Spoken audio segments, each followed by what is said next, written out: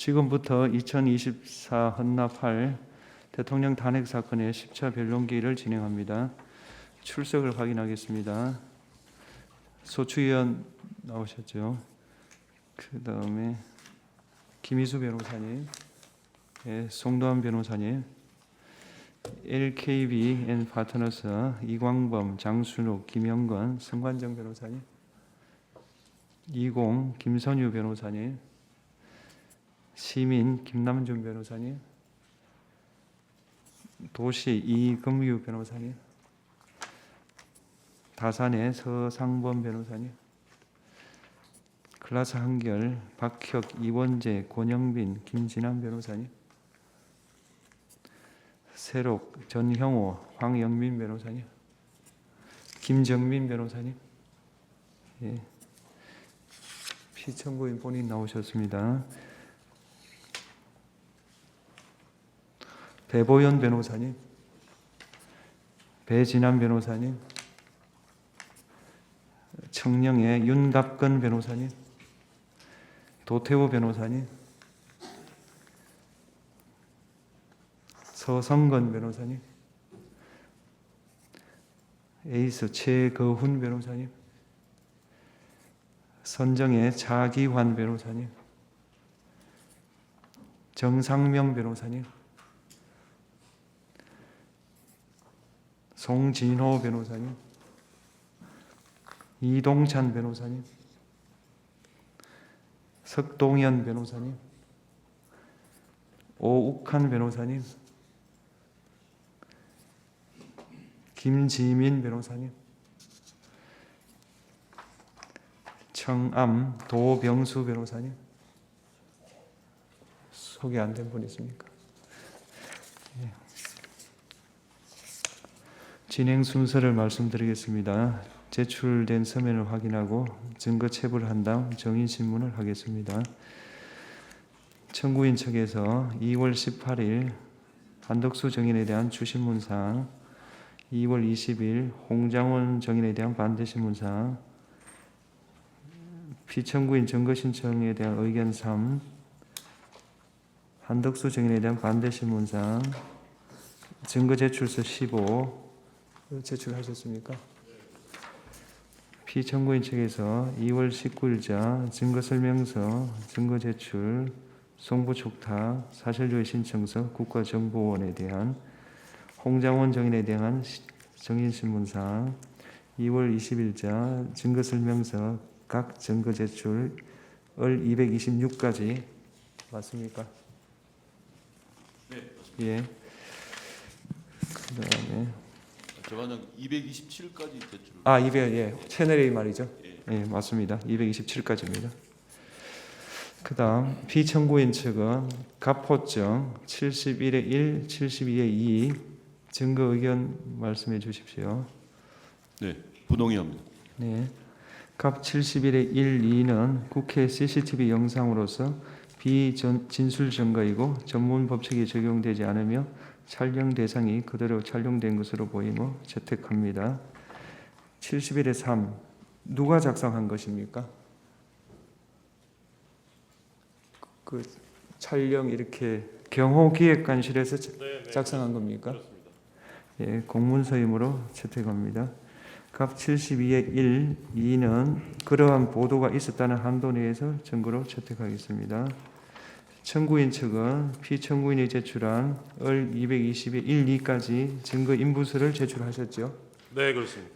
그에 따라 을 195, 을 206은 동의하였으므로 채택합니다. 187의 9는 오늘 제출하신 거죠? 네. 이건 공문서기 때문에 채택하고요. 나중에 다시 말씀드리겠습니다. 그 다음 을 213은 대통령 지휘에서 기념식 등에서 한 연설문으로 보이므로 증거로 채택하겠습니다. 탄핵 정보로 제출된 을 219의 1 내지 5, 을 220의 1, 2는 진술의 임의성이 없다고 보이지 않으므로 탄핵 정보로 제출하겠습니다. 그리고 오늘 제출한 을 187에서 187의 9, 을 222의 1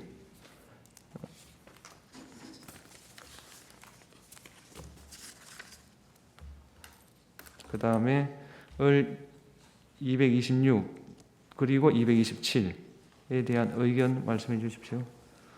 네, 조서를 뭐 한쪽 두 쪽 잘라내서 일단 부동의하고 저희 해당 조서 전문을 저희가 참고 자료로 내겠습니다. 예. 187의 9는 공문서로서 증거로 채택합니다. 을 224의 1, 2는 탄핵 증거로 제출된 것으로 보이고 진술의 임의성이 없다고 보이지 않으므로 증거로 채택합니다. 그리고 그동안 체부가 보류되었던 을 139의 1 내지 3도 탄핵 증거로 보이고 그 진술의 임의성이 없다고 보이지 않으므로 채택합니다. 오늘 제출된 227은 그러한 보도가 있었다는 한도 내에서 증거로 채택하겠습니다.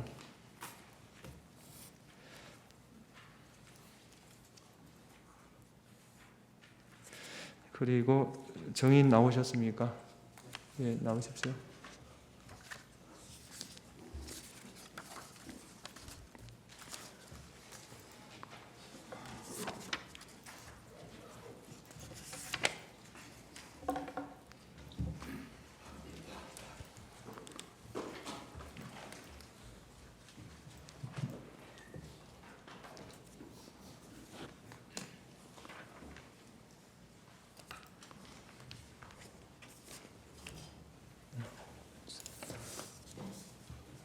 예. 우선 정인으로 나와 주셔서 감사합니다. 정은 거부권을 고지하겠습니다.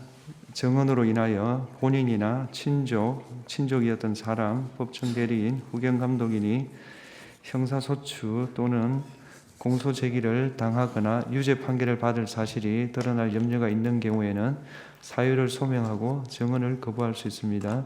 정인이 선설하신 후에 개별적인 신문사항에 대해서도 같은 이유로 정언을 거부할 수 있습니다.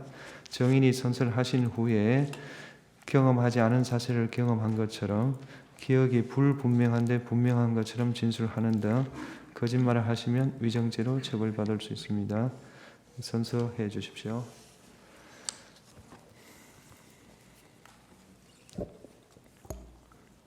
선서 양심에 따라 숨김과 보탬이 없이 사실 그대로 말하고 만일 거짓말이 있으면 위증의 벌을 받기로 맹세합니다.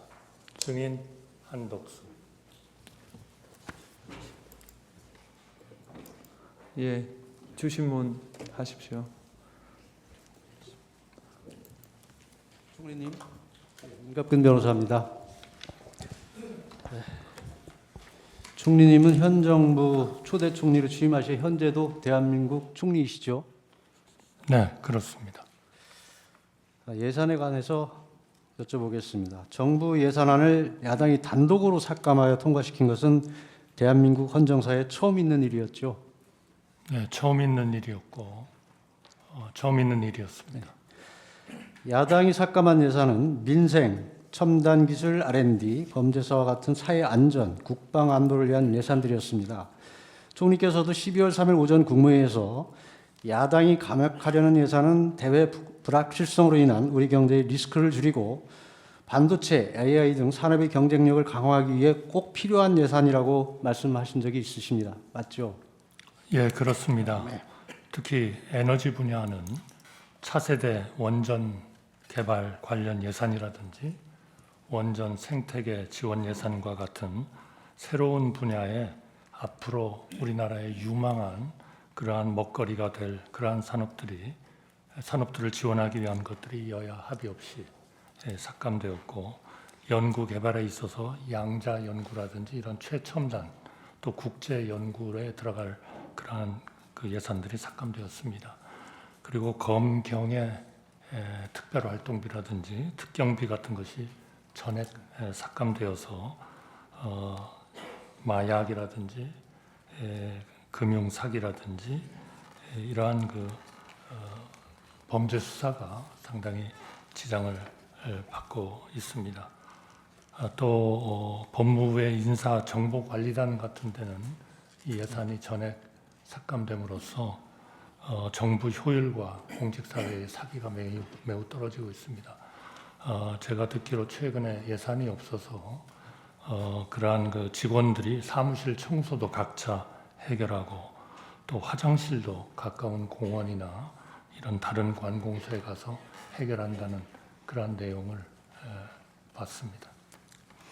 예. 결국 결과적으로 보면 여러 가지 예산 중예산 삭감으로 인해서 정부 운영이 막대한 차질을 빚고 있는 것이고 지금 실제도 그런 현상이 벌어지고 있다고 말씀하시는 내용이 맞습니까? 네, 그렇습니다. 총리께서는 예비비 대규모 삭감에 대해서도 대규모 재해, 재난 등 예기치 못한 상황에서 국민들의 피해를 신속히 복구하기 위해 쓰일 예비비, 딥페이크, 마약, 도박 등 각종 민생 범죄 수사에 필요한 경비를 삭감하는 것은 국민과 민생을 외면하는 처사라고 말씀하신 적도 있으십니다. 네, 올해 당초 2025년 예산으로 약 4조 8천억 정도가 계상이 됐습니다만 그 반 정도가 깎였고 그중에 특히 그 재난, 재해를 대상으로 하는 그 목적 예비비가 많이 깎였기 때문에 다행히 우리가 천재지변이 없으면 큰 문제가 없겠습니다만 그런 천재지변이 생길 때에는 우리의 그 대응에 상당히 영향이 있을 것 같고요. 특히 최근에 국제 정세가 굉장히 요동을 치고 있기 때문에 이러한 것에 대한 대응하기 위한 각종 경제 문제, 통상 문제에 있어서의 예산이 상당히 필요할 것 같습니다. 이것은 지금 예상하기가 매우 어렵습니다. 미국에도 새로운 대통령이 나와서 지금 관세를 부과하는 정책을 굉장히 강하게 하고 있어서 어떤 일이 앞으로 우리 산업에 영향을 미칠지 모르겠습니다. 예를 들면 2019년에 우리가 일본과 반도체 들어가는 원료 이런 쪽에 문제가 생겼을 때에도 우리가 예비비를 가지고 그 소재, 부품, 장비에 대한 대응 조치를 했었습니다. 굉장히 전 세계 불확실성이 지금 강화되고 있기 때문에 예비비는 굉장히 중요하다 이렇게 생각을 합니다. 야당은 예산안 일방 삭감에 그치지 않고 예산안이 자동 부의되는 국회법에 대한 개정안까지 통과시켰고 총리께서 대통령 권한 대행으로서 제의우권을 행사하셨죠. 이것은 정말 심각한 그러한 그 입법 시도였다. 저는 그렇게 생각합니다. 저희 헌법에 의하면 9월 3일 날 행정부가 입법부에 예산안을 올리면 입법부가 12월 2일까지 의결하도록 정해놓고 있습니다. 다시 말씀드리면 예산 편성권은 행정부가 가지고 있고 예산 심의 의결권은 입법부에 부여되고 있습니다. 그럼에도 불구하고 매년 헌법에 적힌 그런 의결 시한을 넘겨서 여야가 대립하는 이런 상황이 매년 반복됐기 때문에 2015년에 국회법을 개정해서 여야 합의가 없으면 12월 1일에는 정부안이 일단 국회 본회의에 상정이 되고 그 다음부터 여야 간 협상을 통해서 예산을 확정하도록 하는 그런 자동 부의 제도를 만들어서 국민들로부터 엄청난 칭송을 받은 바가 있고 그 후에도 물론 날짜를 그대로 지켜진 그러한 그 상황은 뭐 반드시 100% 전개된 것은 아니지만 이러한 자동 부의 제도에 의해서 여당, 야당이 상당한 압박을 받고 또 협상을 통해서 타결을 하는 그런 아주 큰 동인이 됐다 이렇게 생각하는데 이거를 고쳐가지고 이런 그 자동 부의 제도를 변형시키려고 하는 이런 의도는 저희 정부로서는 어떤 정부가 들었든 이것은 정말 우리 재정 운영에 심각한 문제가 된다고 저희가 봤고요. 그래서 제가 권한대행이 된 지 며칠 안 된 때지만 이거는 정말 우리 헌법과 법률 그리고 우리 대한민국의 미래를 위해서 어떤 욕을 먹더라도 이거는 입법화되면 안 되겠다 하는 뜻에서 제의 요구를 했습니다. 물론 이러한 문제에 대해서 행정부가 입법부를 견제하는 하나의 방법으로서 저희가 제의 요구를 합니다만 국회는 국회대로 또 제 의결을 통해서 3분의 2 이상의 그러한 의결을 가지고 행정부가 행한 이러한 그 제의 요구를 말하자면 압도할 수가 있기 때문에 여기에 바로 입법부와 행정부 간의 하나의 삼권 분립에 의한 그런 견제와 균형이 이루어지고 있다 이렇게 생각합니다. 네, 총리께서 거부권을 행사한 이 국회법 개정안은 사실상 정부의 예산 편성권을 박탈하는 것으로서 극단적으로는 국회 입법 독재의 전형이라고 볼 수 있을 것 같습니다. 심각한 문제점을 가지고 있다고 생각하는데 총리께서도 동의하시는 것이죠? 네, 저는 물론 우리나라 또 자유민주주의의 기본인 다수결 또 우리 레프레젠터티브 디모크라시라는 것이 정말 그거는 다수의 일방적인 이런 폭주라 할까요? 이런 것은 정말 민주주의의 기본은 아니다. 저는 그렇게 생각합니다. 일전에 영국의 세처 총리가 워싱턴에 가서도 민주주의의 가장 큰 암적 존재는 두 가지인데 하나는 포퓰리즘이고 또 하나는 이런 아주 절대적인 다자주의 이런 것이다 이런 얘기를 했습니다. 결국 이런 다자주의가 소수를 배려하고 우리 국민의 기본권을 신장시키고 대한민국이나 국가의 미래를 발전시키는 쪽으로 작동하지 않는다면 그거는 다수결 자체가 오히려 상당한 문제거리로 등장할 수 있다 이렇게 제기를 하는 그런 때가 있었고요. 또 사실 현실적으로 민주주의는 왜 붕괴하는가 하는 그런 책을 쓴 많은 분들도 결국 이런 다수결 일방적인 이러한 밀어붙이는 것에 의해서 국가의 정책이 왜곡되고 그리고 국민의 기본권, 권리, 삼권 분립 이런 것들이 제대로 이루어지지 못하는 것에 대한 경고를 계속 하고 있습니다. 이것은 굉장히 중요한 그런 일이다. 저는 증인으로서는 그렇게 생각합니다. 정부 주요 정책 실행을 위한 법안들에 대해서 야당이 발목을 잡아왔던 일들과 관련해서 여쭙겠습니다. 여러 가지 법안들에 대해서 특히 방사능 수출을 위해서는 국회의 동의를 받아야 한다는 등의 법률 이런 법률들이 있었습니다. 총리께서 문제라고 생각하시는 대표적인 법안들을 말씀해 주실 수 있겠습니까? 예, 결국 우리 대한민국의 미래는 결국 첨단 산업과 그리고 에너지, 방산, 그리고 신재생 에너지 이런 부분들이 될 걸로 생각을 합니다. 물론 그 이외에 지금 우리나라가 뻗어나가는 문화라든지 여러 가지 분야들이 있습니다만 세계 G6, G7 이런 쪽으로도 우리가 상당히 넘나볼 수 있다 하는 것이 최근에 우리 분위기인데요.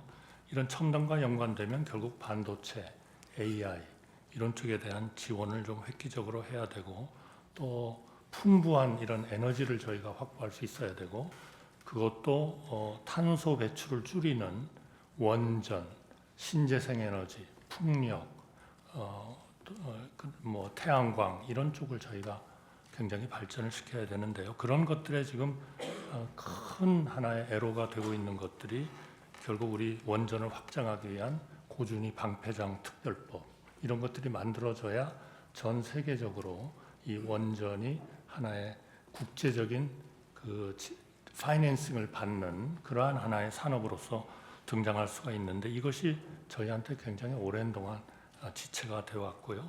또 특히 이런 발전을 하게 되면 전력을 송배전을 해야 되는데 최근에 이런 이 국민들의 저항이라든지 이런 것들이 예전과 또 다른 차원에서 이 문제를 저희가 좀 대응을 해야 되는 상황이 돼서 이런 전력망을 획기적으로 확대하기 위한 전력망 특별법 이것이 반드시 저희가 필요한 그런 상황이었고요.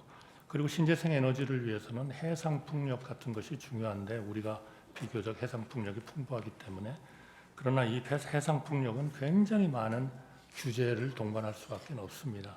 이 규제들을 좀 완화시키고 또 국가가 이런 해상풍력 단지를 만들어서 적극적으로 그 해상풍력을 하는 분들이 저항을 덜 받고 또 주민들에게도 도움이 되는 이러한 풍력을 확대할 수 있는 그러한 그 특별법이 꼭 필요한데 이런 것들이 상당히 오랜 동안 어려웠습니다. 저도 4월 2024년 4월에 새 국회가 선거가 있었고 구성이 그 후에 몇 개월 뒤에 됐습니다만 어떻게든 이 해상풍력특별법하고 그 고준위 방패장 특별법을 같이 엮어서 좀 통과시킬 수 있도록 제가 야당 원내대표께도 전화도 드리고 위원장들께도 전화를 드리고 굉장히 열심히 노력을 했습니다.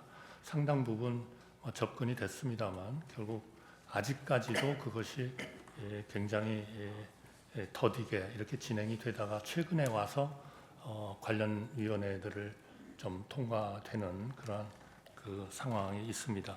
특히 첨단 관련돼서 반도체 특별법 이거는 결국 고소득 연구직에 대해서는 52시간 그 근로시간 제한을 조금 완화시키자. 지금 전 세계는 이 반도체 경쟁을 위해서 중국도 그렇고 모든 나라들이 좀 비교적 그 노동 이런 규정을 좀 완화시키는 이런 경향으로 다 가고 있기 때문에 우선 반도체에 대해서는 연구를 하는 이 고소득을 올리는 이런 분들에 대해서는 좀 그 노동 규정을 좀 완화시키자 하는 것들을 굉장히 오랫동안 얘기를 했고 상당히 가까이 가는 듯 하다가 최근에 또다시 어려워지는 것 같아서 최근에 우리 정부가 임명한 투자 그 순회 대사라든지 이런 분들의 기본적인 강점은 가장 주장하는 점은 외국에서 가장 우리 산업 발전과 연관돼서 걱정하는 것이 노동 시장의 유연성이다. 특히 그 근로자들이 원한다면 그거는 조금 자율로 해서 소득도 더 올리고 또 R&D도 더 할 수 있는 그러한 유연성을 주지 않는 그런 국가의 첨단 산업을 갖다가 투자를 외국에서 마음대로 하기는 굉장히 힘든 거 아니냐 하는 이러한 그 원활한 노사 문제라는 것이 어제 오늘의 일은 아닙니다만 굉장히 심각한 문제인데요. 최근에 우리 그 당의 고위직에 계신 분들도 상당히 접근을 하다가 다시 또 힘들어지는 것 같아서 정말 걱정입니다. 반면에 그 야당에서는 그 일방적으로 통과시킨 법률들이 위헌성, 또 국익 침해 가능성 등에 대해서 총리께서도 검토를 하셨고 그중 일부에 대해서는 직접 대통령에게 제2요구권 행사를 권유하기도 한 것으로 알고 있습니다. 대표적인 위헌적인 법률로 양곡관리법이 있었는데 맞는지요?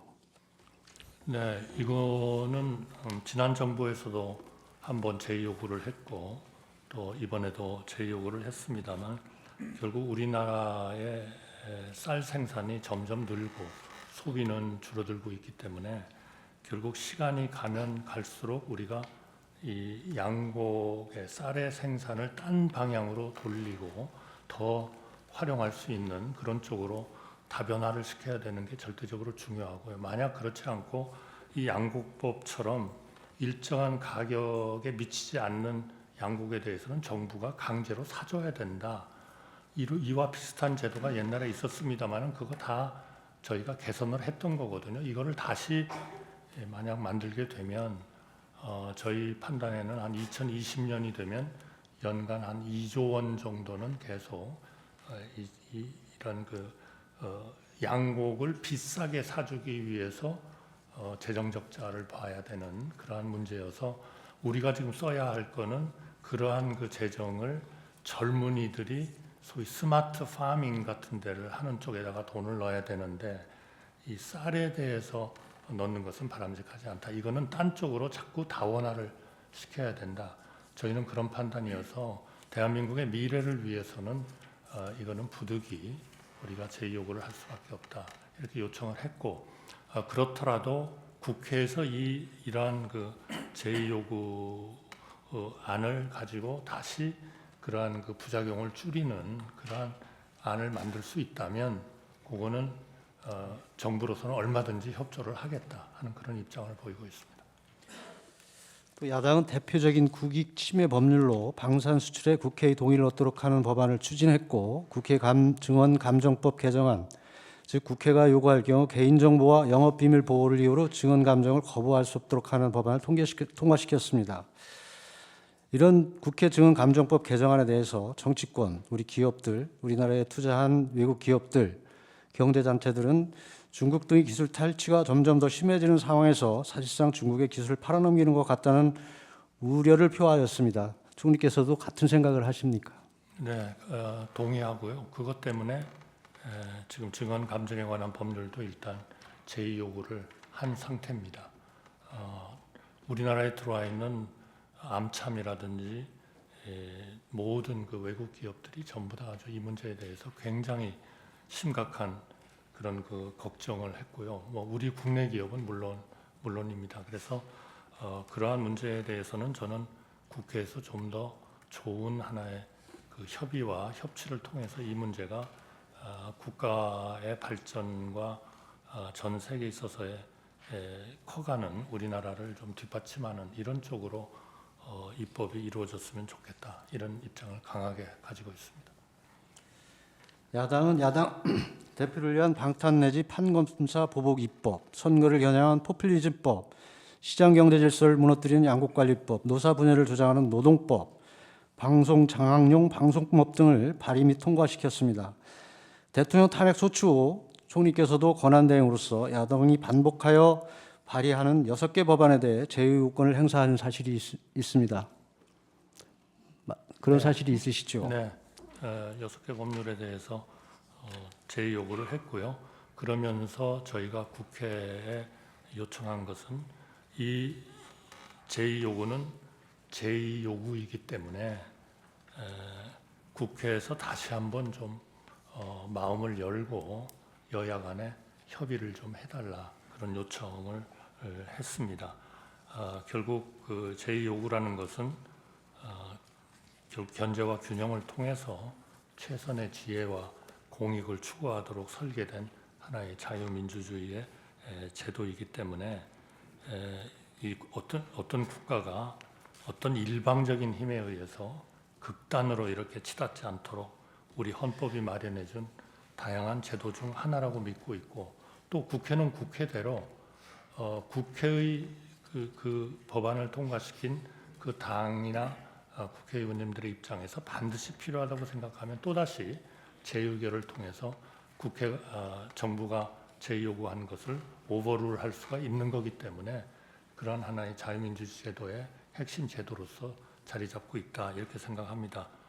해리 트루만 대통령 저희가 잘 압니다만은 트루만 대통령 임기 중에 재요구를 250번을 했고요.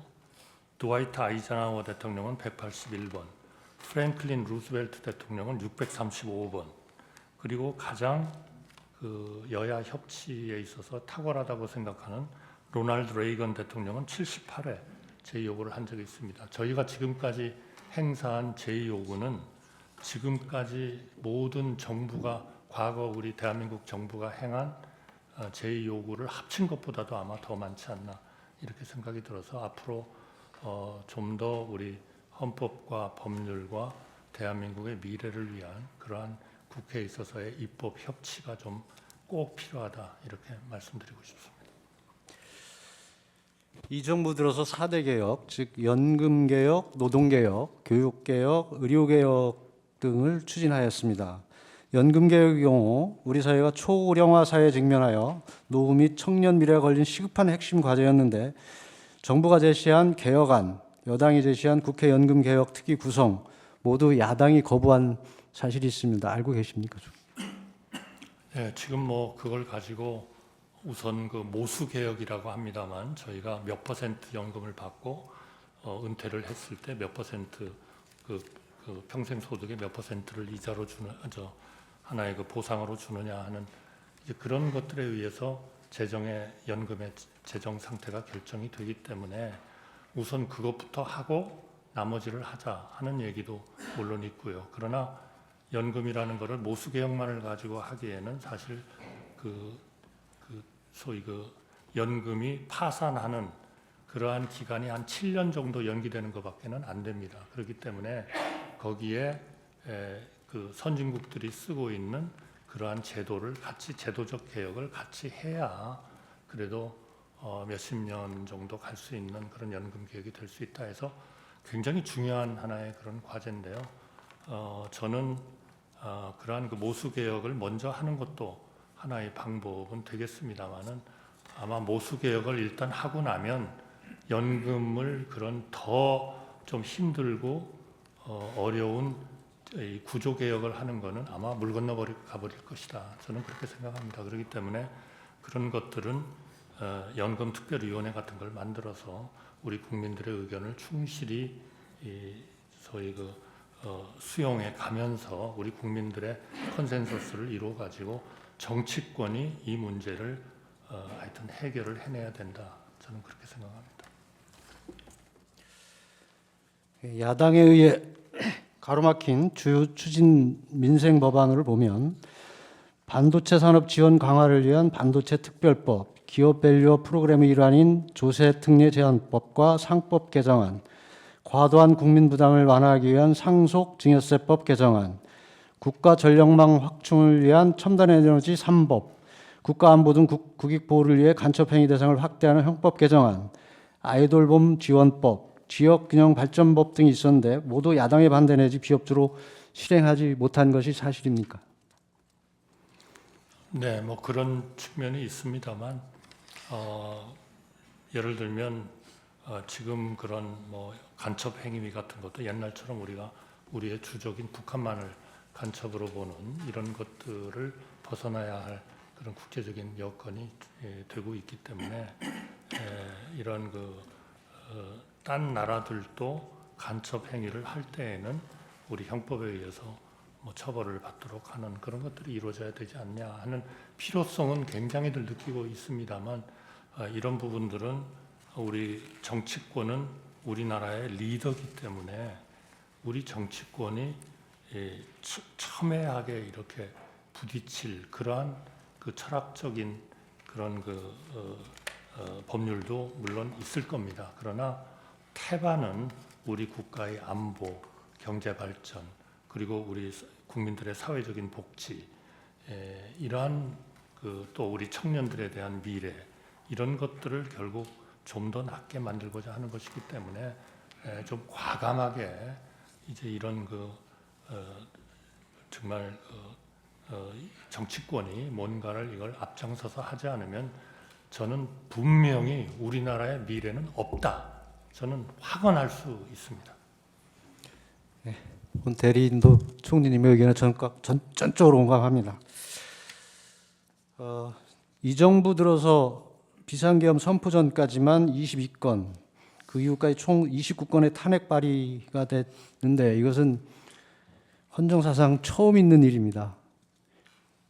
총리께서는 이 줄탄핵이 되는 것에 대해서 어떻게 생각을 하십니까?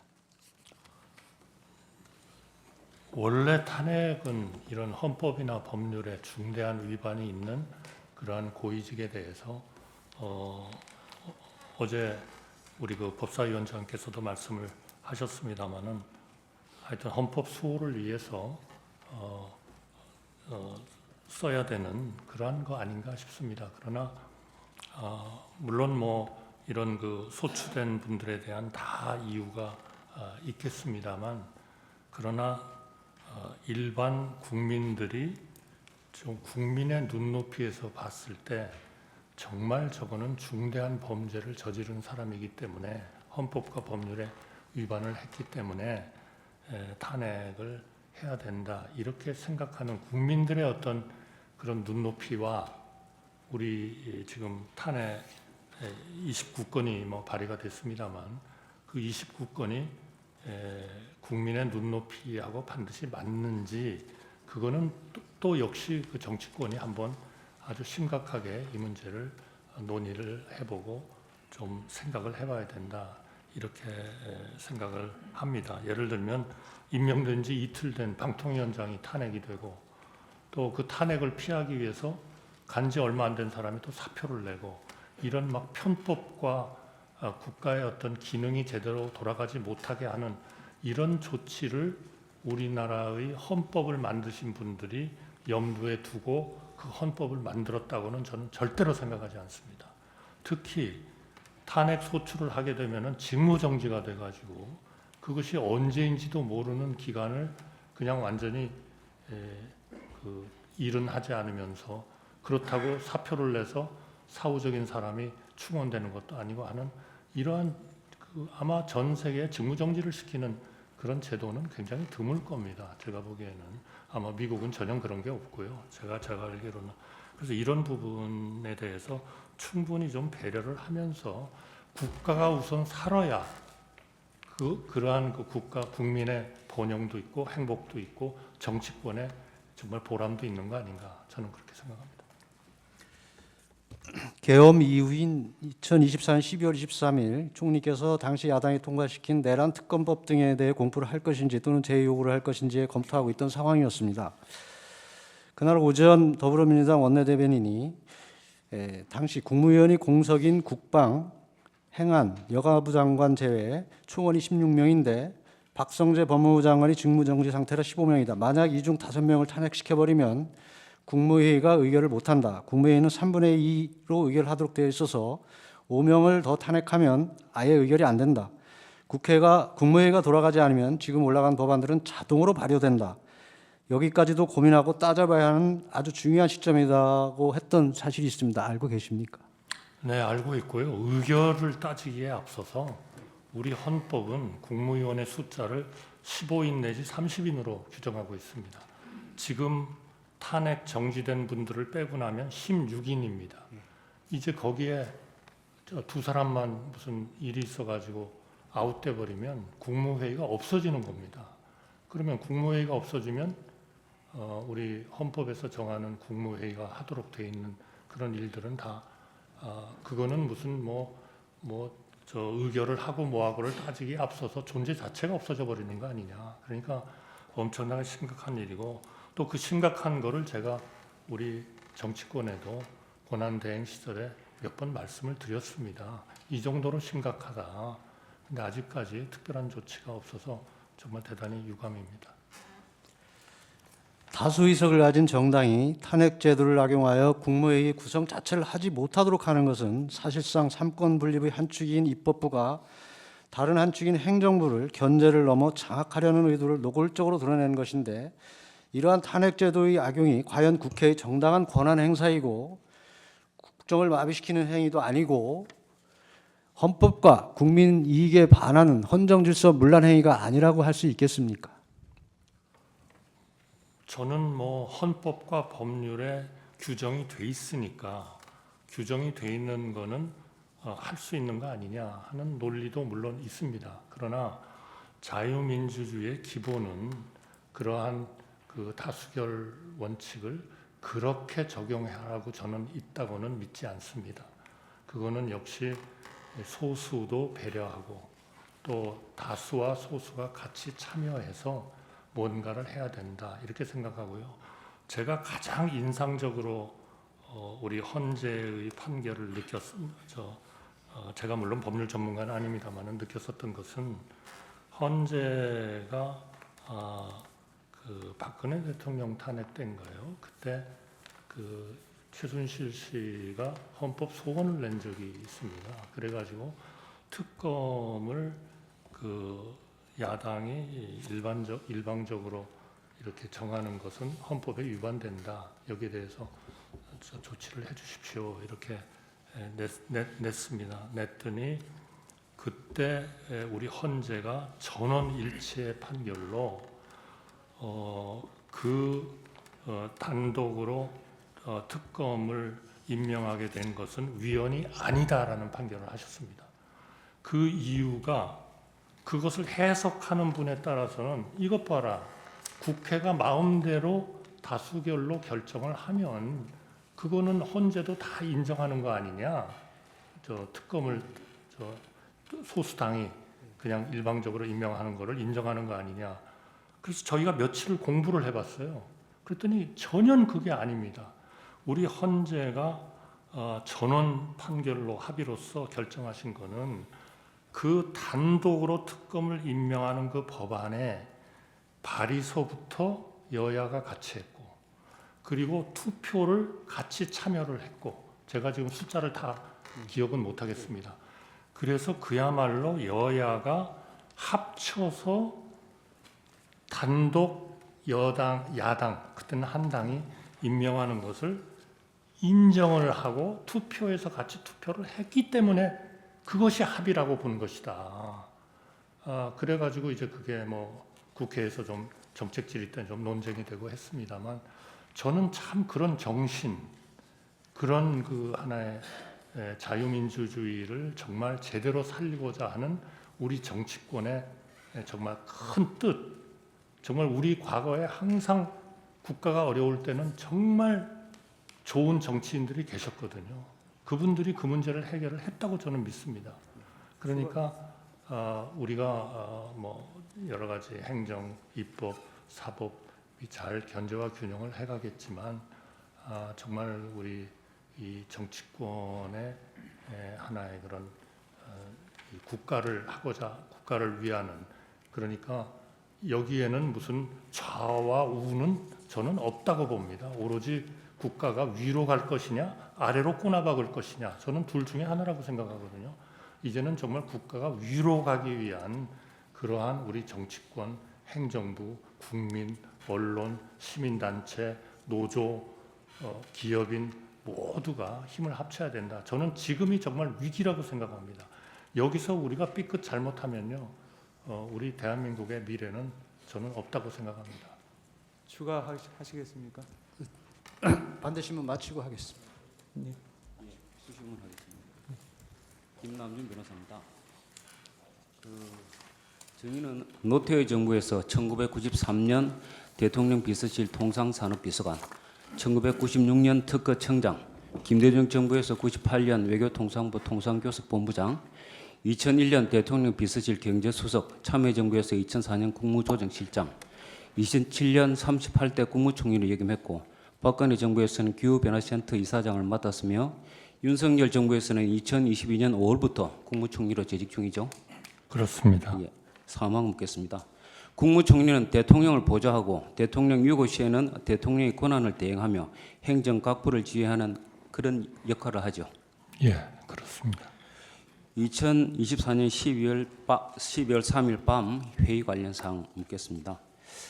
증인은 2004년 12월 3일 밤 대통령실에서 비상계엄을 선포한 과정에 대해서 잘 알고 있죠. 네, 뭐 다 알지는 못합니다만 예, 제가 참여를 해서 묻겠습니다. 인지한 것은 알고 있습니다. 예. 증인은 2024년 12월 3일 밤 20시경 피청구인으로부터 직접 전화 연락을 받고 대통령실로 갔죠. 예, 그렇습니다. 당시 증인에게 누구에게도 말을 하지 않았으면 좋겠다, 그렇게 피청구인이 이야기했나요?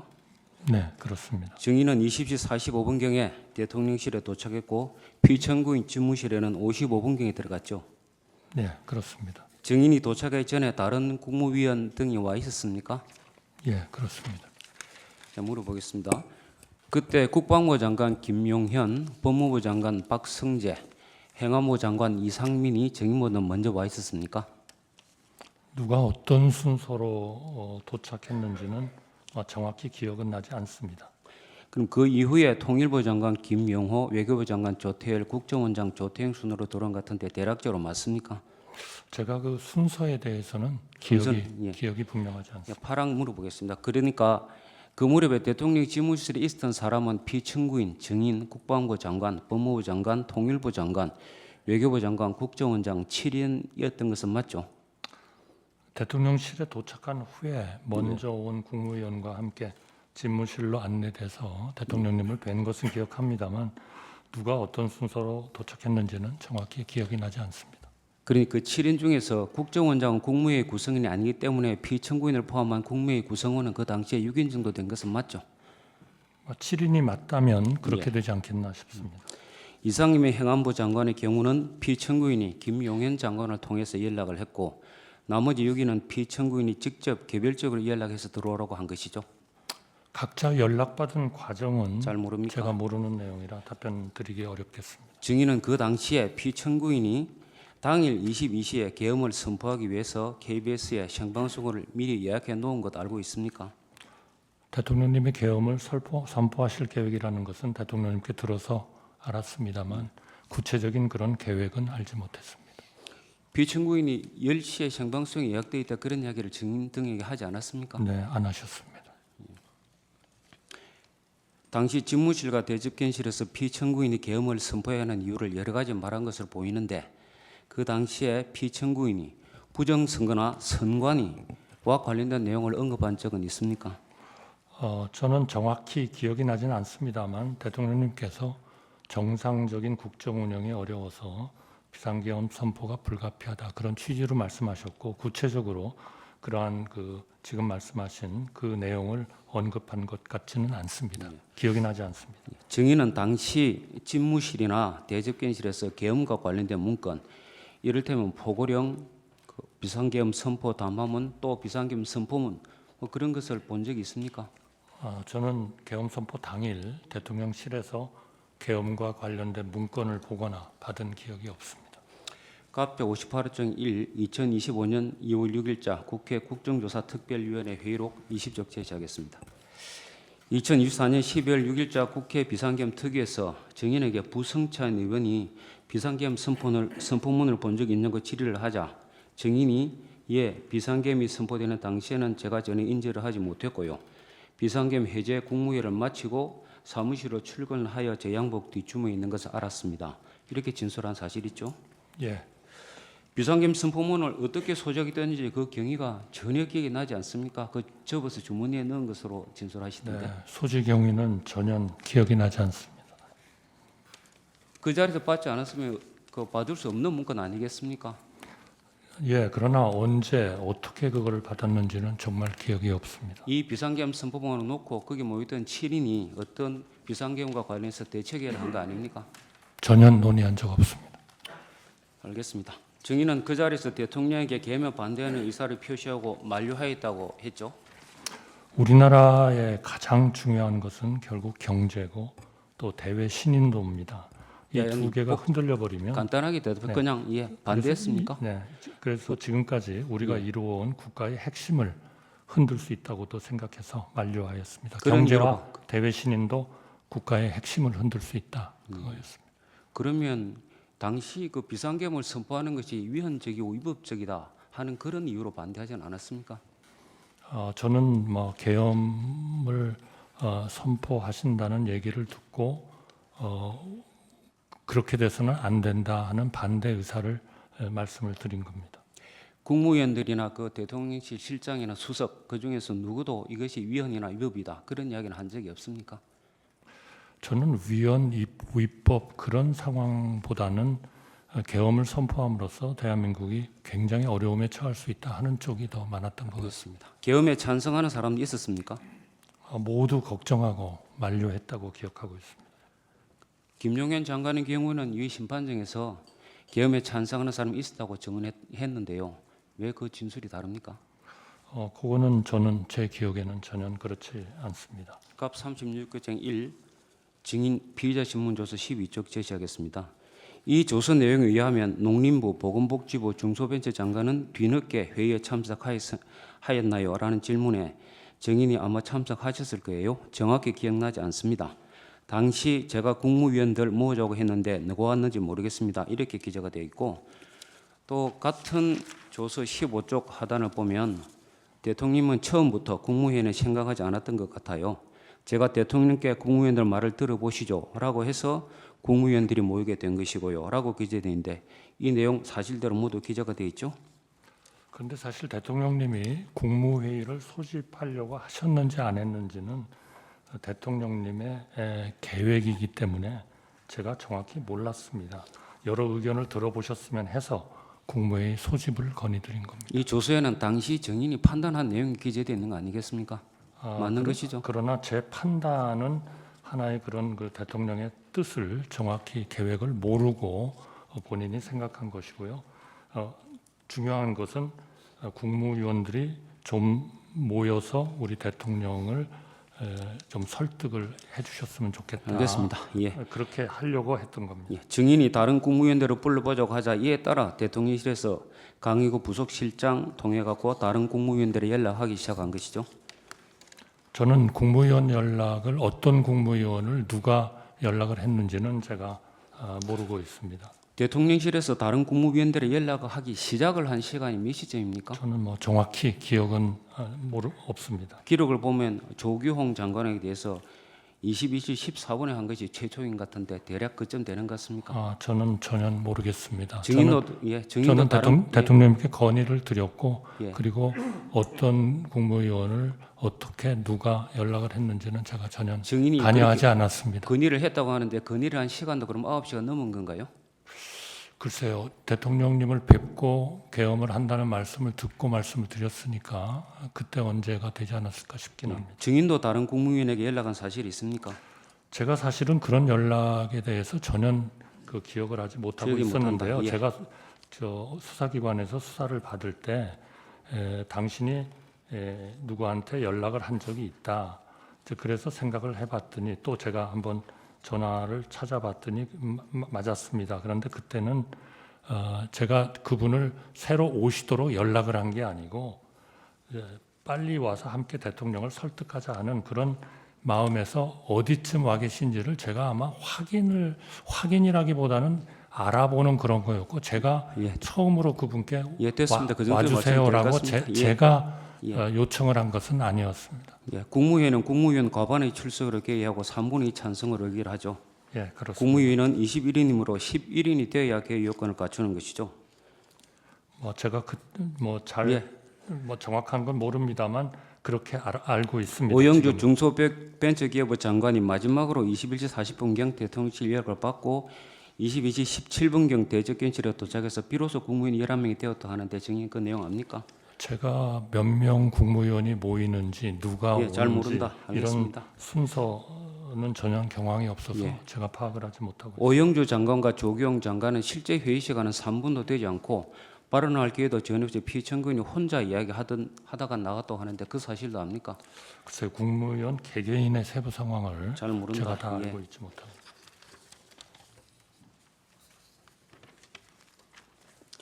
나랑 묻겠습니다.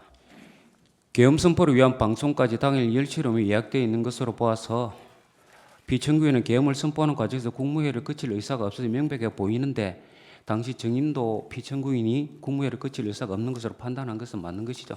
글쎄 아까 말씀드린 것처럼 대통령님께서 예, 알겠습니다. 마음속으로 하신 생각을 제가 증거도 없이 속단해서 말씀드리는 것은 좀 적절하지 추가로 않다고 물어보겠습니다. 생각합니다. 본건 외에 국무회의를 대통령실 2층이 아닌 5층 대접변실에서 개최한 적이 있었습니까? 저는 한 번도 없었다고 한 번도 생각합니다. 네.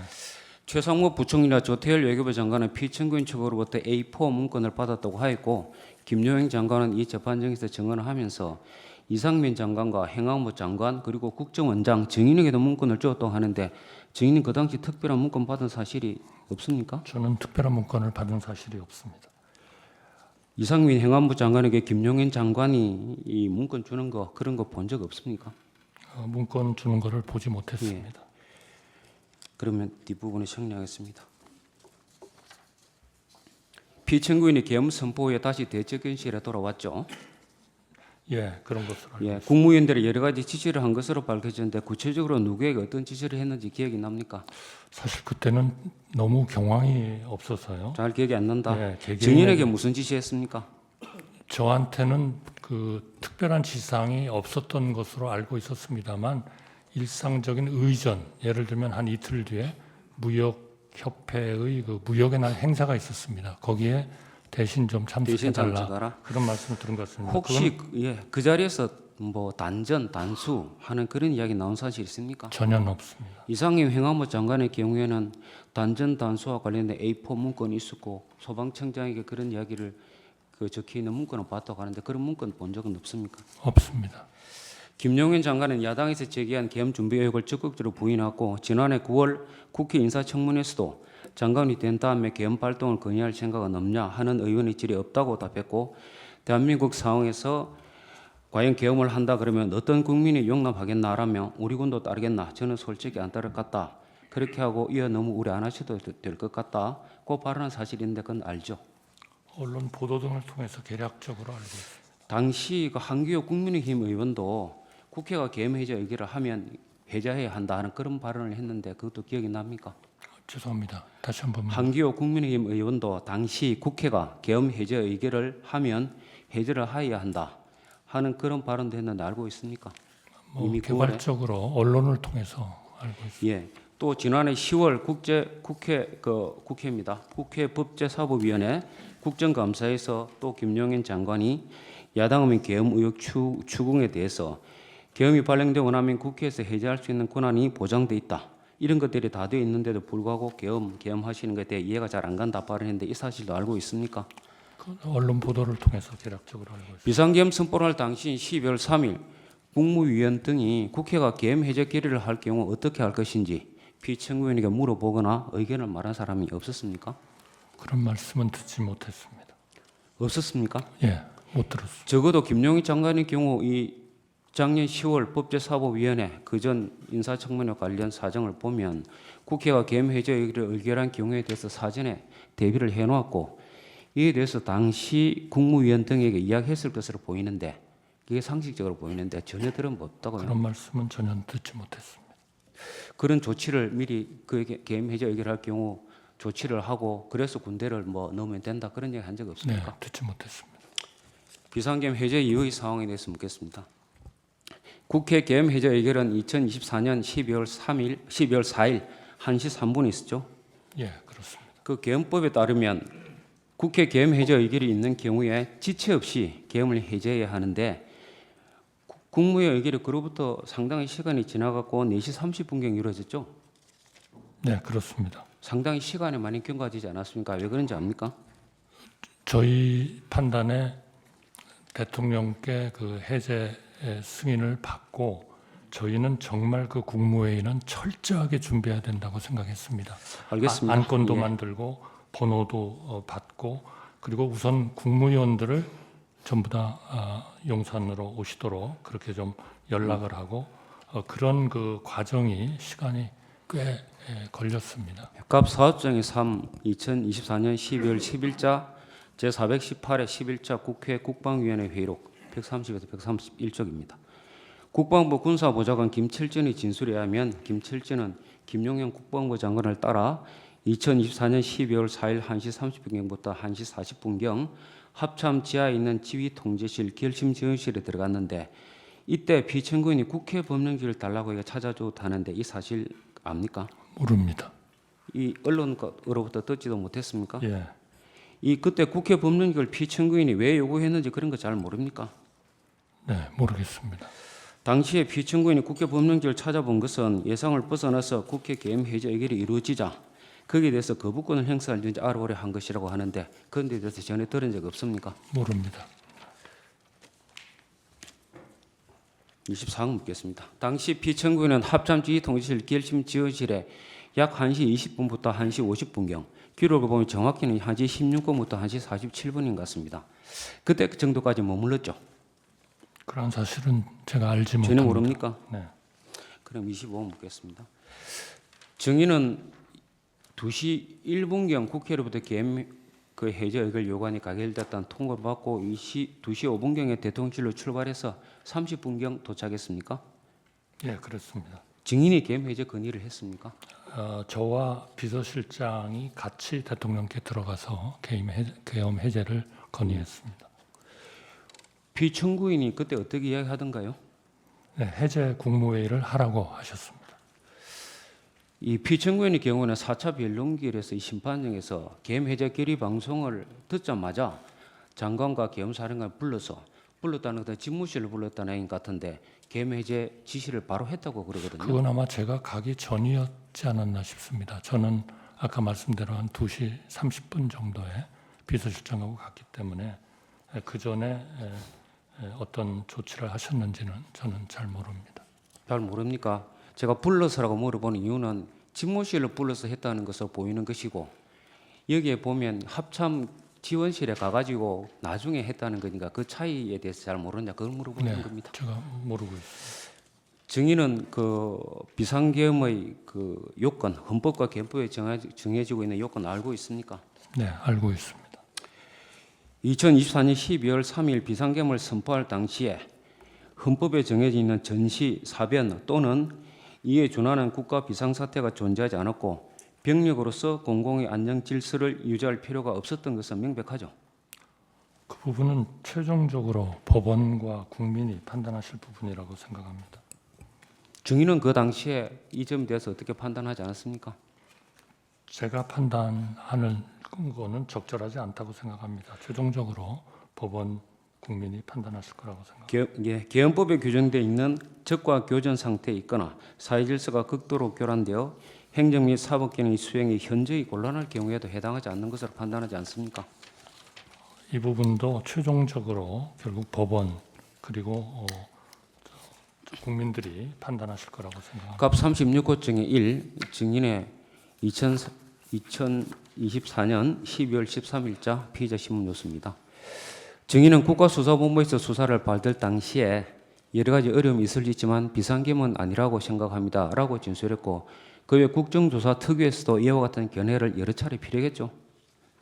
네, 대통령님이 다른 선택을 하시도록 설득하지 못했습니다. 다만 국가 원수가 느끼는 책임감, 절박함은 그 자리를 경험하지 않은 사람은 상상할 수 없는 것이라고 그렇게 생각은 합니다. 나왕은 생략하고 31화 묻겠습니다. 비상계엄의 선포 요건에 대한 판단은 대통령의 자유재량이 아니라 객관적으로 대통령의 판단을 정당화할 수 있을 정도의 위기 상황이 존재하는지 여부에 대해서 사법심사를 받아야 한다 하는 점은 이 헌법재판소도 이미 확인하고 있다는 걸 알고 있죠. 네, 헌법재판소가 현명하게 판단하시리라 생각합니다. 과거에 이런 판단을 이미 했다는 것을 알고 있습니까? 제가 정확히는 모릅니다만 헌법재판소가 당연히 현명하게 판단하셨으리라고 생각합니다. 계엄법 위조에 따르면 비상계엄을 선포하기 위해서는 국방부 장관이 국무총리를 거쳐 대통령에게 계엄 선포를 건의할 수 있도록 규정되어 있는데 12월 3일 계엄을 선포하면서 이런 절차 거친 사실이 없죠. 없습니다. 헌법 89조에 따르면 계엄을 선포하기 위해서는 국무회의 심의 거쳐야죠. 예, 그렇습니다. 대통령령인 국무회의 규정 제3조에 따르면 국무회의 사전 절차로 차관회의를 거친 의안을 국무회의 일정까지는 제출해야 되죠. 예, 그렇습니다. 국무회의 진행 시에는 제안자의 제안 성명을 거쳐야 하며 의안에 대해서 국무위원들의 토의가 진행된 후 해당 의안을 의결하게 되는 것이죠. 예, 그렇습니다. 12월 3일 비상계엄과 관련하여 대접견 시세 국무회의 모임은 위와 같은 절차를 전혀 거치지 않았고 심의 절차를 거쳤다고 볼 수 없으며 의안도 없었죠. 예, 통상의 국무회의와는 달랐고 또 형식적인 또 실체적인 흠결이 있었다고 생각합니다. 다만 12월 3일 오라는 그런 연락을 받고 국무위원들은 순차적으로 모였고 비상계엄에 대해서 처음 듣고 걱정과 많은 우려를 표명했습니다. 저는 이것이 국무회의인지 아닌지 심의인지 아닌지는 개인이 판단할 일이 아니고 최종적으로 수사 절차와 사법 절차를 통해서 판단되어야 한다고 일관되게 얘기해 왔습니다. 네, 그래서 묻고 있습니다. 다시 묻겠습니다. 행정안전부 의정관이 위 회의에 참석하지 않았고 이 회의 내용이 기재된 국무회의 회의록도 존재하지 않죠.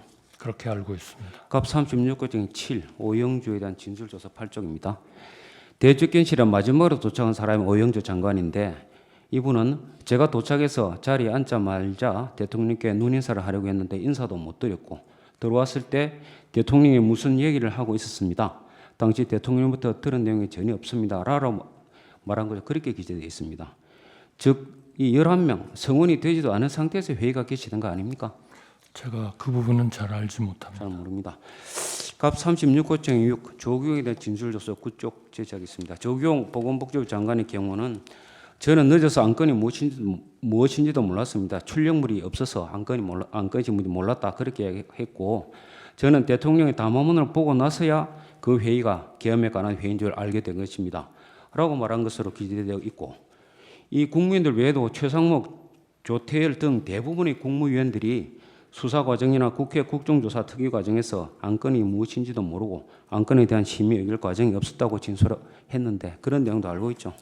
각 국무위원들의 구체적인 진술 내용에 대해서는 제가 알지 못합니다. 제가 기억하는 것은 거기 모인 국무위원들이 비상계엄 선포에 대해서 걱정하고 대통령님을 만류하려고 노력하였다는 것입니다. 보험금 계엄선법 관련해서 형식적으로 뭐 국무효력을 작성해가지고 이 작성된 안건명 제한 이유가 기재된 문서가 있는데 그것도 대통령실의 강의구 부속실장이 임의로 기재했다고 하는데 그런 사실 압니까? 모릅니다. 계엄법 5조 1항에 하면 계엄사령관은 현역 장교 중에서 국방부 장관이 추천한 사람을 국무회의 심의를 거쳐 대통령이 임명한다 이렇게 규정이 되어 있죠. 예, 그렇습니다. 이 회의에서 계엄사령관에 대한 심의는 없었고 증인은 이 회의 당시에 누가 계엄사령관이 되는지조차도 몰랐죠. 예, 몰랐습니다. 헌법 82조에 의하면 대통령이 국법상 행위는 문수로서 하며 이 문서에는 관계 국무위원이 부사한다. 군사에 관한 것도 또한 같다. 이렇게 규정이 되어 있는데 이 회의 후에 어떤 국무위원도 부서를 한 바가 없죠. 예, 그렇습니다. 갑 제75정 법제처 법제업무편람 74쪽입니다. 이게 법제처의 법제업무편람입니다. 이것을 보면 국무회의 의안 중에서 이 헌법 개정안, 국민투표안, 계엄령 선포안은 이 자체가 중요할 뿐만 아니라 또 모든 국무위원이 관계 국무위원이 되기 때문에 국무위원 전원이 부설해야 되는 것이죠. 그렇게 알고 있습니다. 계엄 선포행위는 위와 같이 대통령과 국무위원이 모두 부수를 한 후에 해야 그 법률적으로 유효한 것이 되는 거 아닙니까? 법적 효력 여부는 최종적으로 사법부가 판단할 것이라고 생각합니다. 알겠습니다. 헌법 77조 4항 및 계엄법 제4조에는 계엄을 선포할 때 대통령은 지체 없이 국회에 통과해야 한다 이렇게 규정되어 있는데 이 계엄을 선포하면서 국회에 통과한 사실이 없죠. 없습니다. 계엄법 3조는 계엄 선포 시 그 이유, 종류, 시행 일시, 시행 지역 및 계엄 사령관을 공고하도록 규정하고 있고 법령 등 공포에 관한 법률에 의하면 관보에 게재도 하여야 하는데 이 절차도 역시 이행이 되지 않았죠. 예, 그렇습니다. 갑제 3호증이 2024년 12월 11일자 제419회 제1차 국회 본회의 기록입니다. 49쪽, 59쪽인데 정인도 2004년 12월 11일자 제419회 제1차 국회 본회의에서 윤건희 의원이 이렇게 질의합니다. 이번 비상계엄을 선포한 국무회의는 국무회의가 아닌 게 맞지요? 라고 질의를 했는데 저는 의원님 말씀에 동의합니다. 라고 발언을 했고 또 그 같은 그 회의에 출석을 했던 송미령 농림축산부 장관도 이소영 의원의 질의에 대해서 이와 같은 취지로 대답을 했죠. 제 답변은 통상의 국무회의와는 달랐다는 취지입니다. 그리고 송미령 장관님의 구체적인 진술에 대해서는 제가 알지 못합니다. 예, 갑 제3호증이 3이 아니라 2입니다. 갑 3호증의 2. 2024년 12월 13일자 제419회 제3차 국회 본회의에서도 임미애 의원의 질의에 대해서 정의는 국무회의 소집 절차나 실체나 이런 것들이 전혀 갖춰지지 못했다 하는 말씀을 드립니다. 이렇게 대답을 했죠. 예, 통상의 국무회의와는 달랐다는 취지입니다. 이뿐만 아니라 정의는 여러 차례 이제 그 국회에 출석을 많이 하셨는데 그 회의가 12월 3일자 회의가 국무회의 요건을 갖추지 못해서 간담회로 본다. 개의 및 종료 절차도 없었다. 간사가 없었다 하는 발언을 국정조사 특위 과정에서 여러 차례 말한 바 있죠. 간담회 발언은 통상의 국무회의와는 달랐다는 취지이고요. 간담회로 본다는 표현은 개의 및 종료 절차, 간사가 없었다는 사실에 대한 저의 주관적인 느낌을 말씀드린 겁니다. 예. 마지막으로 묻겠습니다. 증인도 아까도 말씀하셨습니다만은 현재와 같은 이런 비상한 사태가 장기간 지속될 경우에 국가 신인도가 하락할 것이며 경제, 외교 문제 등이 심화될 것이기 때문에 국정 공백을 막고 정치적 혼란을 수습하기 위해서 현재 이 사태가 조속히 해결돼야 한다고 생각하죠. 저는 비상계엄 및 비상계엄을 전후하여 벌어진 그러한 그 극단의 정치로 인하여 우리 국민 한 분 한 분이 느끼고 계신 절망감을 무겁게 받아들이고 있습니다. 지금 이 시점에서 중요한 것은 더 이상 국론 분열의 불씨가 남지 않도록 비상계엄 수습과 관련된 모든 절차가 법과 상식에 따라 공평하고 합리적으로 신중하게 진행되는 것이라고 생각합니다. 그래야 국민 통합이 가능합니다.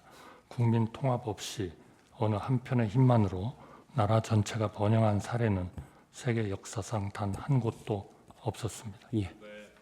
제가 몇 가지만 여쭤보겠습니다. 아까 저 피청구인 쪽 주신문에서 지금 탄핵이 국무위원에 대한 탄핵도 여러 명 지금 진행 중이어서 현재 국무위원이 16명밖에 안 된다 그러셨죠?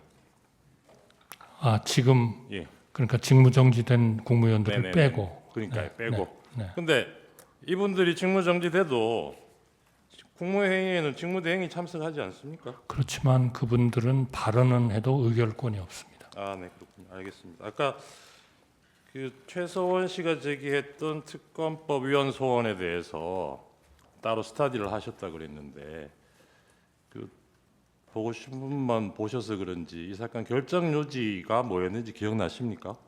네, 결정 요지를 네. 저희가 읽었다고 생각합니다. 예, 결정 요지에 보시면 사건의 특수성, 수사 대상과 인명 관여 주체와의 관련성, 그 정도, 그리고 특검의 독립성, 중립성 확보 방안 이런 것들을 여러 가지 고려를 해서 국회가 입법 재량에 따라 결정할 사항이다. 이게 결정 요지입니다. 아마 그것은 예, 최서원 씨의 건이 아니고 또 딴 건이 또 하나 있습니다. 예, 예. 거기에는 어쨌든 그것도 그 같이 한번 국회에서 봐주시고요. 의결했다는 것에 역점을 둔 것이고요. 예, 알겠습니다. 최서원 씨 그리고 아까 그것은 저 임기 개시 이틀 만에 탄핵 소추된 이 공무원 그 고위직 있다고 그러셨는데 그게 아마 방송통신위원장 말씀하시는 건가요? 네, 그렇습니다. 예. 그분 결정에 인용 의견, 기각 의견 비율이 어땠는지는 혹시 아십니까? 거기까지는 제가 자세히 공부는 예. 안 했습니다. 8분 중에 4대 4였습니다. 네. 한 분만 인용 의견이 더 나왔으면 탄핵이 인용되는 상황이었어요. 그러니까 재임 기간이 며칠이나 그게 중요한 게 아니고 헌법 위반, 법 위반의 정도가 중요한 거죠. 그리고 탄핵 소추만으로 직무 정지되는 거에 대해서 아까 탄핵 남발 관련해서 답변을 이런 입법례도 잘 없는 것 같고 의문이라는 취지로 말씀을 하셨는데 지금 피청구인이 이 계엄 사태로 지금 탄핵 소추된 거 보고도 그 생각이 같은 생각이십니까? 죄송합니다. 제가 지금 뒷부분을 잘 못. 피청구인 같은 경우에 지금 내란죄로 기소되어 있는 이런 사안에 대해서도 탄핵 소추되고도 그 자리에 직무정지 안 시키고 그 자리에 두는 게 맞다고 생각하세요? 글쎄요, 제가 그 문제에 대해서 판단을 할 자리에 있지는 않다고 생각합니다. 네, 이상입니다. 네, 추가 질문하십시오. 그 추가 신문 전에 잠깐 의견을 한 가지 말씀을 좀 드리겠습니다. 피청구인께서 출석을 하셨다가 퇴정을 하셨는데 일국의 대통령과 총리께서 같은 심판정에 앉아 계시고 총리께서 증언하시는 것을 대통령이 지켜보시는 모습이 좋지 않고 국가 위상에도 좋지 않다고 해서 양해를 구하지 않으시고 퇴청을 하셨습니다. 변호인들과 상의만 하고 퇴청을 하셨는데 이 점에 대해서 양해의 말씀을 드리겠습니다. 네, 알겠습니다. 추가 질문하십시오.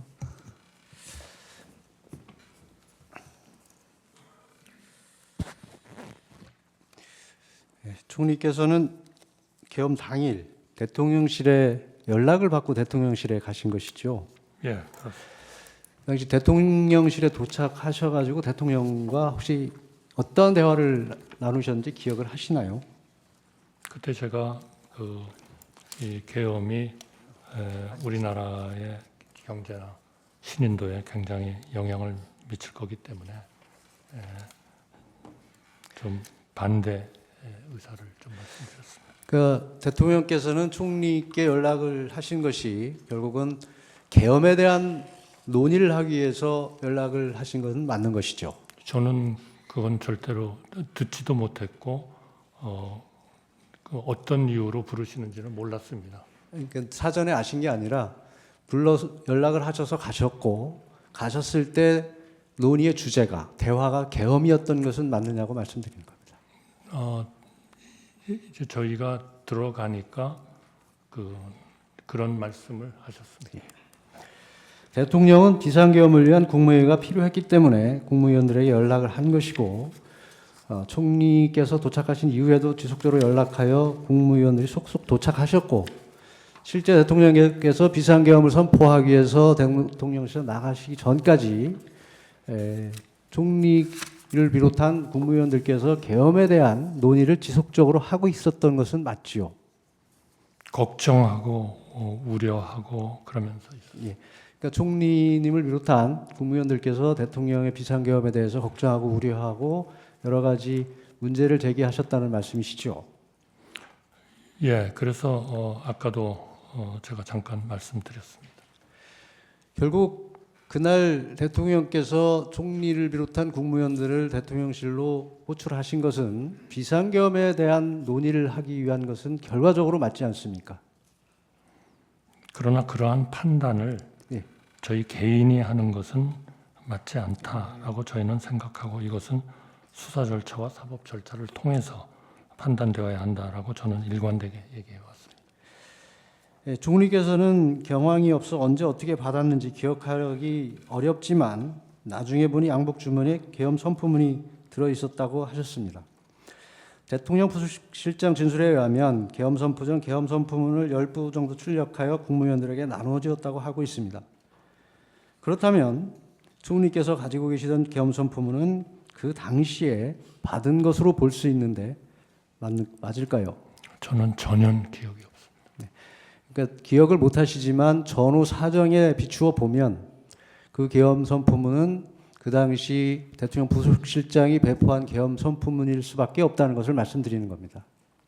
저는 전혀 기억을 하지 못하기 때문에 동의하기는 어렵습니다. 비상계엄 해제 후 하루가 더 지난 12월 5일 저녁 부속실장이 계엄 선포문을 하나 기한을 해서 출력을 해서 총리와 국방부 장관에게 서명을 받고 다음 날인 12월 7일 대통령으로부터 서명을 받았는데 12월 8일 총리께서 부속실장에 전화하여 사후에 문서를 갖추는 것이니 없었던 것으로 하자고 하신 바가 있다고 하십니다. 혹시 기억하십니까? 네, 기억합니다. 그때 총리께서 부속실장에게 문서가 없더라도 국무회의 실체는 있지 않느냐고 말씀하셨다는데 그것도 기억하십니까? 저는 기억 못합니다. 부속실장은 그 당시 총리께서 그 문서 사업 문서에 대해서 없애자고 하시면서 문서가 없더라도 국무회의 실체는 있지 않느냐고 분명히 말씀하셨다고 기억을 하고 있습니다. 그거는 사법 절차를 통해서 확정되리라고 생각합니다. 총리께서는 국회 등에서 비상계엄 관련 국무회의는 제대로 된 국무회의가 아니라는 취지의 말씀을 하셨습니다. 이는 주례 또는 정례 국무회의를 전제로 말씀하시는 것이죠. 네, 저는 기본적으로는 통상의 국무회의와는 매우 달랐고 실체적 형식적 흠결이 있었다. 그러나 국무위원들이 오라는 연락을 받고 모였고 비상계엄에 대해서 처음 듣고 걱정과 우려를 표명을 했기 때문에 이것이 국무회의인지 아닌지 심의인지 아닌지는 이거는 개인이 판단할 일이 아니다. 최종적으로 수사 절차와 사법 절차를 통해서 판단되어야 한다고 일관되게 얘기해 왔습니다. 통상의 국무회의가 아니고 비상계엄 선포를 위한 경우에는 정례 국무회의와 달리 보완이 필요할 수 있다고 생각하시지 않나요? 근데 여러 강요들도 그렇고 거기에 대한 판단을 그렇게 개인적인 차원에서 할 수는 없다. 이거는 역시 사법부와 수사 절차를 통해서 결정되어야 한다. 이렇게 생각합니다. 비상계엄을 선포하는 경우에 보안이 유지되지 못할 경우 더 많은 병력이나 경력이 필요하게 되고 자칫하면 큰 혼란을 불러올 수도 있는 상황이지 않을까요? 저는 그 부분은 잘 모르겠습니다. 보안이 유지되지 못할 경우에는 큰 피해가 발생하거나 극단적으로는 비상계엄의 목적을 달성하지 못할 수도 있지 않을까요? 저는 그 부분에 대해서는 잘 알지 못합니다. 만일 전시사변에 준하는 사태에서 교통통신이 두절되어 국무위원들이 모이지 못해 국무회의를 열지 못할 상황도 상정할 수 있지 않겠습니까? 제가 특별히 더 답을 드릴 것은 없다고 생각합니다. 따라서 비상시의 국무회의는 평상시 정례 국무회의와 동일한 형태로 소집되고 개회될 수는 없는 것으로 보입니다. 그렇지 않습니까? 그 모든 것은 수사 절차와 사법 절차를 통해서 판단되어야 한다고 생각합니다. 총리께서는 최근 이인재 전 국회의원이 자신이 페이스북에 게재한 1993년 금융실명제 당시 해고한 글을 혹시 보신 적이 있습니까? 정확히 보진 못했습니다. 금융실명제 당시 소집 명령이 떨어져 영문도 모른 채 청와대로 달려갔습니다. 각부 장관들이 웅성거리며 무슨 긴급한 일이 벌어졌는지 말을 주고받을 때 김영삼 대통령이 들어와 마이크를 잡고 오늘 우리는 마침내 금융실명제를 실시한다고 말하고 그제야 대통령이 긴급명령으로 금융실명제 개혁을 단행한다는 사실을 알았다. 당연히 사전 통고나 국무회의는 없었다. 그렇지만 위원회 소지가 문제가 되었지만 전부 합헌이라는 결정을 받았다. 이런 내용이었습니다. 혹시 네, 기억나십니까? 제가 특별히 언급할 그런 의제는 아닌 것 같습니다. 그렇게 본다면 이 사건 비상계엄 선포 전에 총리께서 대통령실에 연락을 받고 들어가셔서 비상계엄에 대한 논의가 있었고 또 국무위원들도 속속 도착을 해서 함께 비상계엄에 대한 논의를 하고 의견을 개진을 하였습니다. 실질적인 국무회의가 이루어진 것이라고 볼 수 있지 않겠습니까? 그 부분이야말로 개인이 판단할 일은 아니라고 생각하고 수사 절차와 사법 절차를 통해서 판단되어야 한다고 생각합니다. 예, 그 당시 상황과 관련해서 여쭤보겠습니다. 당시 외교부 장관이 대통령에게 외교 관계에 영향을 끼치는 것이 너무 크다며 만류한 사실은 혹시 기억을 하십니까? 제가 나중에 국회에서 외교부 장관이 발언하는 것을 들었습니다마는 저는 그 자리에서 외교부 장관이 한 얘기는 제가 기억이 나질 않습니다. 네, 당시 대통령이 그런 문제에 대해 안다고 하시면서 대사관에는 잘 설명을 하시라 하고 미국과 일본은 대통령이 직접 설명한다고 한 사실이 혹시 기억나시나요? 제가 기억은 나지 않습니다. 총리와 다른 국무위원들도 대부분 만류하셨고 그 이유는 45년 만에 비상계엄을 국민들이 받아들일 수 있을지 그리고 우리 경제 외교에 미칠 영향 향후 야당의 공세로 인한 정무적 부담 등이 있었다고 알고 있습니다. 혹시 그런 논의가 네, 저도 강하게 말씀을 드렸고요. 여러 강요들도 그런 문제를 말씀드렸습니다. 대통령 그 당시 다 안다, 길지 않을 것이다, 다 생각했다. 순간적으로 하는 것이 아니다. 깊이 생각했다. 무엇보다 탄핵 때문에 도저히 안 되겠다. 감사원장, 중앙지검장 탄핵을 하는 마당에 도저히 안 될 것 같다는 얘기를 했다고 하는데 기억나십니까?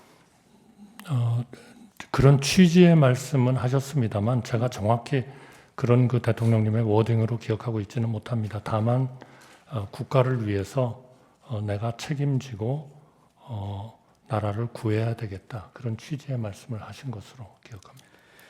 국무위원 11명이 성원된 이후에 대통령이 경제 외교 문제를 내가 왜 생각 안 했겠나. 나도 정말 생각 많이 했다. 하지만 국무위원 한 사람 한 사람이 느끼는 상황에 대한 위기의식, 책임감과 국가를 총괄하는 대통령이 인식하는 상황과 위기감이 다르다는 말을 한 것은 기억하십니까? 네, 그건 기억합니다. 우리 헌법이 정하고 있는 비상계엄의 사유는 전시사변 등 교전 상태뿐 아니라 기타 그에 준하는 이른바 비군사적 국가 비상사태가 있다는 견해에 혹시 동의를 하십니까? 죄송합니다. 다시 한번 말씀해 주시겠습니다. 우리 헌법이 정하고 있는 비상계엄의 사유에는 전시사변 등 교전 상태뿐만 아니라 기타 그에 준하는 이른바 비군사적 국가 비상사태가 있다는 견해에 동의하십니까? 저는 그거를 헌법 조문으로서는 읽었습니다만 예. 정확히 그것이 어떻게 해석이 되고 어떻게 적용이 되어야 하는지에 대해서는 제가 잘 알고 있지 못합니다.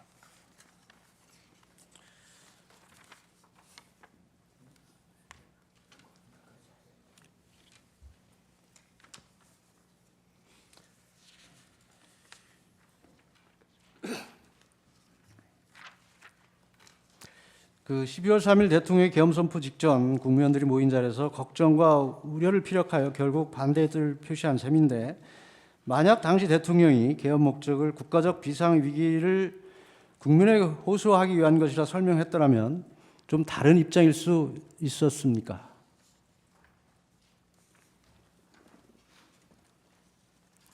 지금 저한테 물어보셨습니다. 저는 뭐 그 문제에 대해서 제가 판단하고 싶지는 않습니다. 비상계엄을 선포하면서 계엄의 형식을 빌린 호소형 계엄이라는 사실을 사전에 밝힐 수는 없었던 것이죠.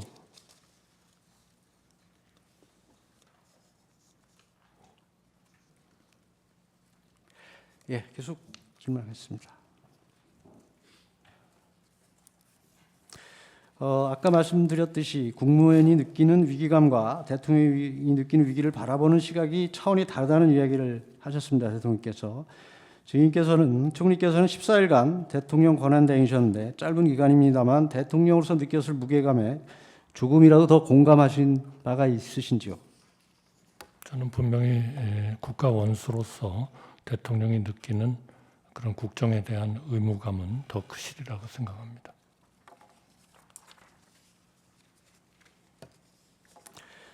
앞에서 말씀드린 바와 같이 다른 국무위원들도 대부분 만류하셨고 그 이유는 사실 5년 만에 비상계엄을 국민들이 받아들일 수 있을지 그리고 우리 경제, 외교에 미칠 영향, 향후 야당의 공세로 인한 정부 부담 등을 논의하신 것으로 알고 있습니다. 그렇다면 그 당시 대통령실 그 대회의실에 모여서 논의한 것은 비상계엄에 관한 것이 주제이고 국무위원들께서 또 총리께서 충분히 본인들이 가지고 있으신 의견을 대통령께 개진한 것으로 보이십니다. 실제 정례 국무회나 정례 국무회에서 이렇게 실질적인 논의가 이루어지는 경우가 있습니까?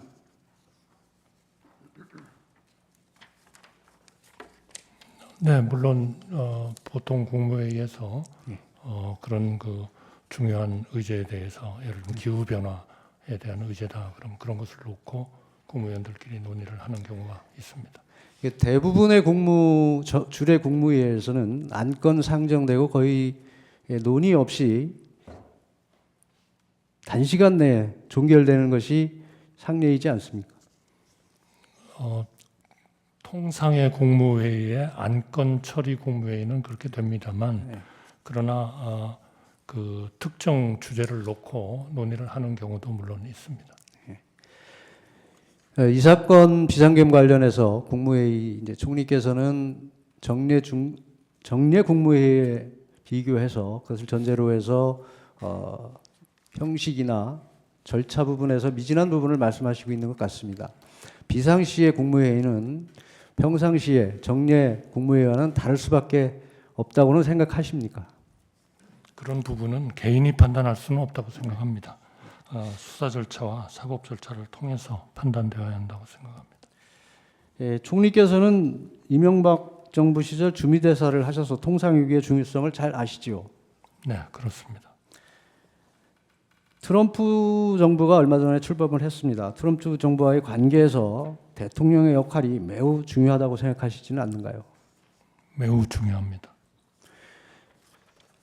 지금 미중 패권 전쟁을 비롯한 각종 국제 정세가 어렵습니다. 이런 때 대통령이 고리되고 있다는 것은 굉장한 위기 상황으로밖에 볼 수 없습니다. 비상계엄이 선포된 것도 국헌 문란과 여러 가지 사회 혼란, 국정 마비 이를 극복하기 위한 것이었습니다. 이건 탄핵도 조속히 종결하여 대통령이 복귀하여 이런 위기 상황을 다시 극복해야 된다고 생각하지 않으십니까? 대통령의 그런 그 국정에 있어서의 참여하지 못하는 것은 우리나라의 전체적인 그 외교에 있어서 분명히 어려움을 주고 있는 건 사실입니다. 감사합니다. 추가 질문하십시오. 증인 비상계엄 선포한 2024년 12월 3일 오전 10시에 국무회의가 정상적으로 개최가 됐었죠. 해제 국무회의 12월 3일 비상계엄 선포 당일 오전 10시에 51회 국무회의가 열렸었잖아요. 예, 네. 세종시에서 열렸습니다. 예, 증인께서 주재를 하셨잖아요. 예. 그날 국무회의에서 뭔가 이대로면 나라가 국정이 마비된다 이런 얘기가 혹시 국무위원들 사이에 논의된 게 있었나요? 그때 그러한 차원의 얘기보다는 일반적으로 우리 그런 얘기가 있었던 건 아니고 정상적으로 진행된 네, 통상적인 그렇습니다. 국무회의였던 거죠. 네. 그때 증인께서 그 국무회에서 이런 말씀을 하셨더라고요. 내년도 예산안이 하루라도 빨리 여야 간 합의를 거쳐 처리될 수 있도록 국회 초당적 협력을 다시 한번 당부드린다. 이런 말 기억하시죠? 네, 그렇습니다. 국회의장도 바로 전날에 예산안을 12월 10일까지 여야 간에 합의해서 좀 처리할 수 있도록 해달라 이렇게 말씀하셨잖아요. 네, 근데 증인이 이제 오전 10시에 국무회의에서 12월 3일 날 오전 10시에서 국무회의에서 예산안에 대해 국회가 초당적 협력을 해달라 이렇게 얘기를 하고 피청구인이 그로부터 12시간 뒤에 대국민 담화문에서 예산 폭거는 한마디로 대한민국 국가재정을 농락하는 거다. 지금 우리 국회가 범죄자 집단의 소굴이 됐다 하면서 비상계엄을 선포하셨거든요. 이 12시간 사이에 우리나라에 뭔가 국정이 마비될 정도의 어떤 뭔가 급박한 비상사태 아니면 상황 변화가 있었던가요? 증인이 국정을 운영하는 책임자로서 제가 그 상황에 대해서는 아는 바가 없습니다. 특별한 상황 변화는 없었다는 증인이 생각하기에는 그렇게 이해를 하면 되겠죠. 제가 뭐라고 답변할 수 있는 그런 상황이 아니라고 알겠습니다. 생각합니다. 그 피청구인은 보면 그 비상계엄 선포 담화문에서 국회를 지칭해서 여러 가지 표현을 사용하시는데요. 범죄자 집단의 소굴, 자유민주주의 체제를 붕괴시키는 괴물, 종북 반국가 세력, 폐악질을 일삼은 망국의 원흉 이런 표현을 쓰셨는데 반면에 증인은 여야 간의 협치를 굉장히 강조하시는 것 같아요. 그런데 비상계엄 선포 이전에 피청구인이 증인한테 국회에 대해서 이렇게 좀 표현하신 적이 있으신가요? 그런 표현을 정확하게 네. 말씀하신 것은 제가 기억하지 못합니다. 네, 회의석상에 이렇게 개인적으로 만나실 때도 기억하신 적은 없으시죠? 그런데 그러나 국정에 네. 대한 걱정, 네. 좌절 그런 것들은 예, 상당히 걱정을 하셨던 거지 있습니다. 국회를 이렇게 표현하지는 않으셨다는 거잖아요. 네, 네. 그런데 이런 국회가 반국가 세력이라고 하는 담화문의 비상계엄 선포 담화문의 내용에 대해서 증인께서는 좀 동의를 하시나요?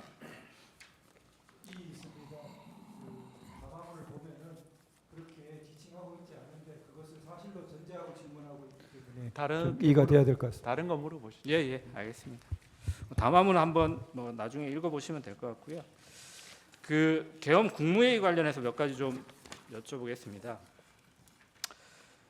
그 피청구인께서는 이 사건에서도 답변서에서도 그렇고 12월 10일자 담화문에서도 비상계엄은 국민들에게 거대 야당의 반국가적 폐악을 알려서 이를 멈추도록 경고하는 것이다. 그리고 이 재판소에서도 좀 전에도 질문을 하셨지만 국민들은 이 사건 비상계엄을 계몽력이라고 이해하고 있다. 이렇게 말씀을 하시는데 증인은 대통령이 이 헌법 77조에 따라서 행사하는 비상계엄을 경고용이나 국민 계몽용으로 이렇게 사용할 수 있다고 이렇게 알고 계신가요? 제가 그러한 지금 물어주신 변호사님께서 네. 대리인께서 말씀해 주신 것에 대한 내용을 제가 다 안다고 말씀드리기는 어렵겠습니다만 네. 그러나 하여튼 그러한 그 계엄이 우리나라의 경제나 대외 신인도나 이런 데 대한 미치는 영향은 영향이 매우 크다 이렇게 항상 말씀이신 거죠? 큰 그러한 그 걱정이고 또 잘 고려를 해야 된다. 알겠습니다. 그러면 피청구인이 이 본 재판에서도 비상계엄 선포 후에 반나절 이내에 비상계엄 해제가 될 걸로 예상했다 이런 말씀도 하시거든요. 혹시 그 12월 3일 날 비상계엄 선포 전에 그 대적견실 회의라고 할지 간담회라고 할지 그 자리에서 피청구인이 국무위원이나 혹은 증인에게 이 비상계엄을 선포하지만 반나절이면 해제될 것이다 이런 말을 하신 적이 있나요? 들어본 적 없습니다. 예. 아까 그 금융실명제 관련해서 몇 가지 말씀을 하셔가지고 당시에 93년도 8월달에 증인께서 대통령 비서실 그 통상산업비서관으로 재직하고 계셨죠? 네. 네. 그때 국가기록원 소장 자료를 보니까 그 재무부가 93년도 8월 12일 날 긴급 재정경제명령 의안을 제출하면서 의안 번호가 391호로 부여가 됐는데요. 이번 비상계엄은 의안 번호가 따로 부여되지도 않았죠. 네, 배부되지 않은 것으로 알고 있습니다. 예, 의안 번호가 부여되지 않았다는 말씀이시죠. 근데 긴급 재정경제명령하고 비상계엄이 이제 헌법상 요건은 조금 다른데 긴급 재정경제명령도 대통령은 지체 없이 국회에 보고해서 승인을 받아야 된다. 그리고 비상계엄도 대통령은 지체 없이 국회에 통고해야 한다. 이렇게 헌법에 76조, 77조가 규정돼 있는데요. 개헌법에도 국회가 폐회 중일 때는 대통령이 지체 없이 국회에 집회를 요구해야 된다. 이렇게 되어 있거든요. 혹시 이거 알고 계신가요? 비상계엄을 선포하고 나면 국회가 만약 폐회 중이면 국회 집회를 요구해야 된다. 그래서 비상계엄 해제를 할지를 국회가 판단하도록 빠르게 요구해야 된다. 이런 취지이거든요. 알고 계신가요? 네, 그때는 몰랐고요. 지금은 알고 계시죠? 사후적으로 네. 근데 그래서 이제 93년도 8월 12일에도 김영삼 대통령이 담화문을 발표하면서 금융실명제에 대해서 대통령의 긴급명령을 심의하기 위해서 임시국회 소집을 요청한다. 이렇게 공식적으로 얘기를 하거든요. 근데 피청구인이 이번 비상계엄 선포 담화문에는 이런 뭐 국회에 대해서 소집을 해달라, 우리가 그 비상계엄 선포를 하니까 여기에 대해서 국회가 좀 판단해 달라, 이런 내용은 없었던 건 알고 계시죠? 제가 정확히 알지 못합니다. 그 담화문 내용이 기억이 정확히 안 나시나요? 네. 비상계엄 선포 네. 담화문. 네, 그런 내용이 없었는데 담화문에서 요청하진 않지 않았나 싶습니다. 네. 그러면 당연히 비상계엄 선포 전 아까 그 간담회에서도 따로 뭐 국회 비상계엄 선포 사실을 통고해야 된다. 그래서 국회 회의 소집을 요구해라, 이런 지시를 하거나 뭐 얘기를 하신 사실도 없으시겠네요, 피청구인이. 저는 그 지시를 받은 바가 없습니다. 예, 알겠습니다. 그 비상계엄 선포 다음 날 2024년 12월 4일에 오후에 피청구인이 증인하고 한동훈 국민의힘 대표 등과 이제 대통령실에서 후속 대책을 논의했다는 보도가 있었는데요. 그때 참석하셨잖아요. 네. 뭐 여러분들이 가셨던 것 같은데, 보도에 따르면 진지하게 현 상황에 대해 논의했으며 견해차가 드러나지 않았다, 이렇게 보도가 됐는데, 혹시 이 견해차라고 하는 것이 비상계엄 선포가 위헌위법하다, 이거에 대해서 서로 견해차가 없었다는 것인가요? 증인도 이 비상계엄 선포는 정당하다, 이렇게 동의하셨다는 건가요? 비상계엄의 어떤 위법, 위헌 이런 논의는 저는 없었던 것으로 기억합니다. 그러면 이후에 어떻게 할 것인가를 논의하셨다는 거죠? 국정 안정 네. 뭐 이런 쪽이 중심. 알겠습니다. 그날 이제 한동훈 대표가 최근 출간한 책에서 12월 4일 날 그 피청구인과 또 증인과 만난 자리에서 피청구인이 한동훈 대표에게 국회 해산도 할 수 있었는데 국회 해산을 하지 않았다, 이렇게 말씀을 하셨다고 해요. 근데 피청구인이 당시에 그 모임에서 내가 비상계엄 선포 후에 국회 해산을 할 수 있었는데 안 했다, 이런 말씀 들은 기억이 있나요? 없습니다. 한동훈 대표가 같은 책에서 그런 얘기도 하는데요. 당시 한동훈 대표가 피청구인한테 왜 나를 체포하려고 했냐, 이렇게 물어보니까 피청구인이 만약 정치인 체포를 하려 했으면 방첩사령부를 동원했을 텐데 이번 계엄에서 방첩사를 동원하지 않았다, 이렇게 말했다고 이제 책에서 썼다고 하시는데요. 그런 발언도 혹시 들으신 적 있으신가요? 제가 기억을 못합니다. 알겠습니다. 그 증인이 2024년 12월 11일 국민께 드리는 말씀에서 증인께서는 비상계엄 선포에 일관되게 반대했지만 막지 못했다, 그래서 깊이 자책하고 있다라고 했는데, 비상계엄 선포 후에도 피청구인이 탄핵되기 전까지는 뭐 많은 시간이 있었잖아요. 그 시간 동안 피청구인한테 비상계엄 선포가 좀 잘못됐다, 이런 내용에 대해서 정식으로 좀 의견을 말씀드린 적이 있으신가요? 이미 해제가 됐기 때문에 네. 그러한 논의는 많이 하지 않았습니다. 아예 논의 자체를 안 하셨다는 건가요? 그때의 가장 중요한 거는 어떻게 하면 수습을 할 건가, 이런 재정, 문제였다는 거죠. 경제 이런 알겠습니다. 쪽에 그러면 수습을 할 거냐. 증인이 어제 열린 증인에 대한 그 탄핵 심판 변론기일에서도 비상계엄 선포 당시 피청구인을 설득하지 못해서 국민들한테 송구하다, 이런 말씀도 하셨는데요. 증인이 생각하기에 당시에 피청구인을 좀 설득하지 못한 이유가 어떤 거라고 생각하시나요?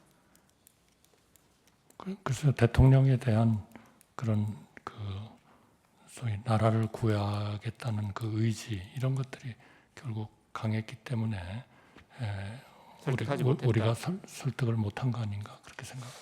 근데 이제 피청구인은 증인께서는 이제 비상계엄이 뭐 절차적 실체적 흠결이 있다, 이런 정도의 표현을 하시면서 그 당시에 반대했다고 하시는데, 피청구인은 그 이후에도 그렇고 이 법정에서도 그렇고 여전히 이제 야당의 폐악질로 국정이 마비가 돼서 비상계엄 선포한 행위가 정당하다, 이렇게 주장을 하고 계시는데 증인이 이런 피청구인의 입장에 대해서 향후에 이렇게 다시 동일한 방법으로 설득이 가능하실까요?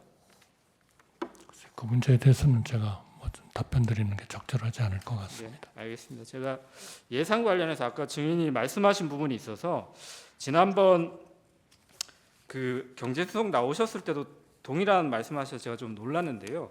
그 아까 원전 생태계 예산이 야당이 삭감을 했다. 이거 누구한테 보고를 받으신 걸까요? 제가 지금 두 가지를 네. 말씀을 드린 겁니다. 그러니까 그 차세대 네. 원전 개발 관련 예산, 알겠습니다. 그리고 그러면 제가 원전 생태계 지원 예산. 지난번에 그 산자부 장관이 국회 산자위에 2024년 12월 19일 출석해서 한 내용에 대해서 그 경제수석에도 말씀을 드렸는데 당시에 산자부 장관이 국회에 나와서 야당이 원전 생태계 지원 예산을 삭감하고 체코 원전 수출 지원 예산은 무려 90%를 깎아버렸다. 이렇게 담화문에 12.12 담화문에 기재되어 있는데 산자부 장관이 이에 대해서 산업부의 원전 관련된 예산은 4,887억 그대로 있다. 대통령의 담화문 내용은 잘못된 것이다. 라고 이렇게 발언한 내용은 알고 계신가요? 뭐 제가 알고 있지 못합니다. 네, 이 부분은 좀 확인을 해주셔야 될 것 같고요. 그러나 요 부분은 네. 아니 그러니까 원전 확인을- 생태계 관련 예산이 제가 네. 그래서 아마 프로젝트가 여러 개가 있었을 텐데요. 그러니까 산자부 장관이 차세대- 한 발언에 대해서는 한번 차후에 한번 확인을 해보시면 좋을 그렇게 것 같고요. 하겠습니다. 그 피청구인의 그 12월 3일 담화문하고 12월 10일 담화문은 혹시 누가 쓴 건지는 알고 계신가요? 그거는 모르겠습니다. 통상 이 메시지 비서관이 이 담화문을 쓰나요? 그거는 제가 알지 못합니다. 아니 왜냐하면 이 지금 담화문에 있는 여러 가지 예산 삭감과 관련된 내용이나 간첩법 개정에 관련된 내용이나 국가보안법 이번 22대 국회에서는 국가보안법 관련된 개정 법률안은 하나도 나온 것이 없거든요. 근데 폐지까지 시도하고 있다. 이런 잘못된 팩트에 기반한 담화문들이 대통령의 담화에서 계속 반복되는데 이 부분에 대해서 증인께서도 대통령 권한대행을 얼마 동안 하셨잖아요. 그러니까 대통령에 대한 보고 논의 체계에 대해서 한번 점검하신 적이 없는지를 여쭤보는 거예요. 네, 저는 뭐 드릴 말씀이 없습니다. 알겠습니다. 그러면 증인께서 노무현 정부 시절에도 국무총리를 하셨고 뭐 경제부총리도 하셨는데 그때는 야당이 지금과 달리 굉장히 협력적이었던 건가요? 정치적 상황은 엄청 달랐다. 저는 그렇게 느낍니다. 근데 그때도 여소야대 상황이 있었고 마지막 증인이 국무총리를 하실 때도 거부권 2번 행사하셨잖아요. 제가 그걸 지금은 기억을 기억 못 못하겠습니다. 하시나요? 근데 그때는 비상겸을 하지 않으셨는데 지금은 비상겸을 한 거에 대해서 따로 하실 말씀이 있으실까요? 그러나 하여튼 그때는 국민연금 개정안까지 여야 합의로 통과가 됐고요. 그다음에 그 사학법 굉장히 알겠습니다. 아주 오랜 네, 동안 어려운 과제였지만 그것도 여야 합의로 알겠습니다. 통과를 시켰습니다. 네, 정치적인 상황은 훨씬 더 여쭤보겠습니다. 양극화되지 않았다. 네, 저는 증인. 그렇게 생각합니다. 여쭤보기 전에 아까 제가 그 방통위원장 탄핵 정죽수 관련해서는 제가 잠깐 착각을 해서 그 재평가님 의견 비율이 4대 4였던 건 맞은데 원래 6분 인용되려면 6분의 의견이 필요하기 때문에 그 부분은 제가 한 분 더가 아니고 2분 더 필요했다는 말씀 정정 말씀드립니다. 증인한테 제가 잘못된 정보를 드린 걸 수 있으니까 정정 말씀드리고 이날 계엄당 지금 국무위원들 모였을 당시에요. 앞에 먼저 모였던 분들 계시잖아요. 국무위원 중에는 6분이고 저 조태용 국정원장이 있었고 그분들 중에서는 마지막으로 연락받은 분이 증인 포함 3분인데 그 시간이 8시였습니다. 대통령실로 들어오라는 연락받은 시간이. 근데 나머지 분들 중에는 제일 먼저 연락받은 게 1시간 15분 뒤에요. 9시 15분. 그러니까 증인 8시에 전화 받고 8시 45분쯤 들어가셨다는 거잖아요. 그러니까 그때부터 한 30분 동안 증인이 다른 국무위원들 얘기도 한번 들어봅시다. 그 얘기 꺼내실 때까지 그때까지는 다른 국무위원 누가 들어올 때까지 기다리는 상황은 아니었죠. 그건 제가 잘 모르겠습니다. 증인은 어떠셨냐고요? 증인도 그때 다른 국무위원들 추가로 더 오기를 기다리고 있던 상황이었어요? 아니죠. 아닙니다. 저는 네. 대통령님께 알겠습니다. 좀 더 국무위원들을 더 그리고 아까 그 계엄 해제 제가- 국무회의 아니, 할 때요. 제안하겠습니다. 예. 증인. 그 보통 국무위원들이 간담회를 하는 경우가 있죠. 예, 있습니다. 그러니까 국무회의 끝나고 나서 간담회를 하죠. 대개 그렇습니다. 그러면 국무회의와 간담회는 어떤 차이가 있습니까? 국무위원 간담회는 뭐 지금부터 개의를 합니다. 뭐 폐회를 합니다. 그리고 뭐 안건을 뭐 필요하면 내기도 하겠지만 안건이 없이 그냥 구두로 얘기하는 경우도 있고요. 그다음에 기록을 하지 않습니다. 그러니까 개의합니다, 폐회합니다 이런 얘기 안 한다는 안 거죠? 합니다. 간담회는 그런 게 없습니다. 그 지금 이 사건 비상계엄 전에 이 대통령실에서 있었던 그 회의가 있잖아요. 그 회의에 대해서 증인은 수사기관이나 아니면 국회에서 간담회 정도로 본다 이렇게 말씀하신 적은 있으시죠? 그러니까 그거는 맞습니다. 말씀드린 적이 있고요. 그거는 기본적으로는 통상적인 국무회의하고는 달랐다 하는 그런 취지에서 그렇게 말씀을 드렸습니다.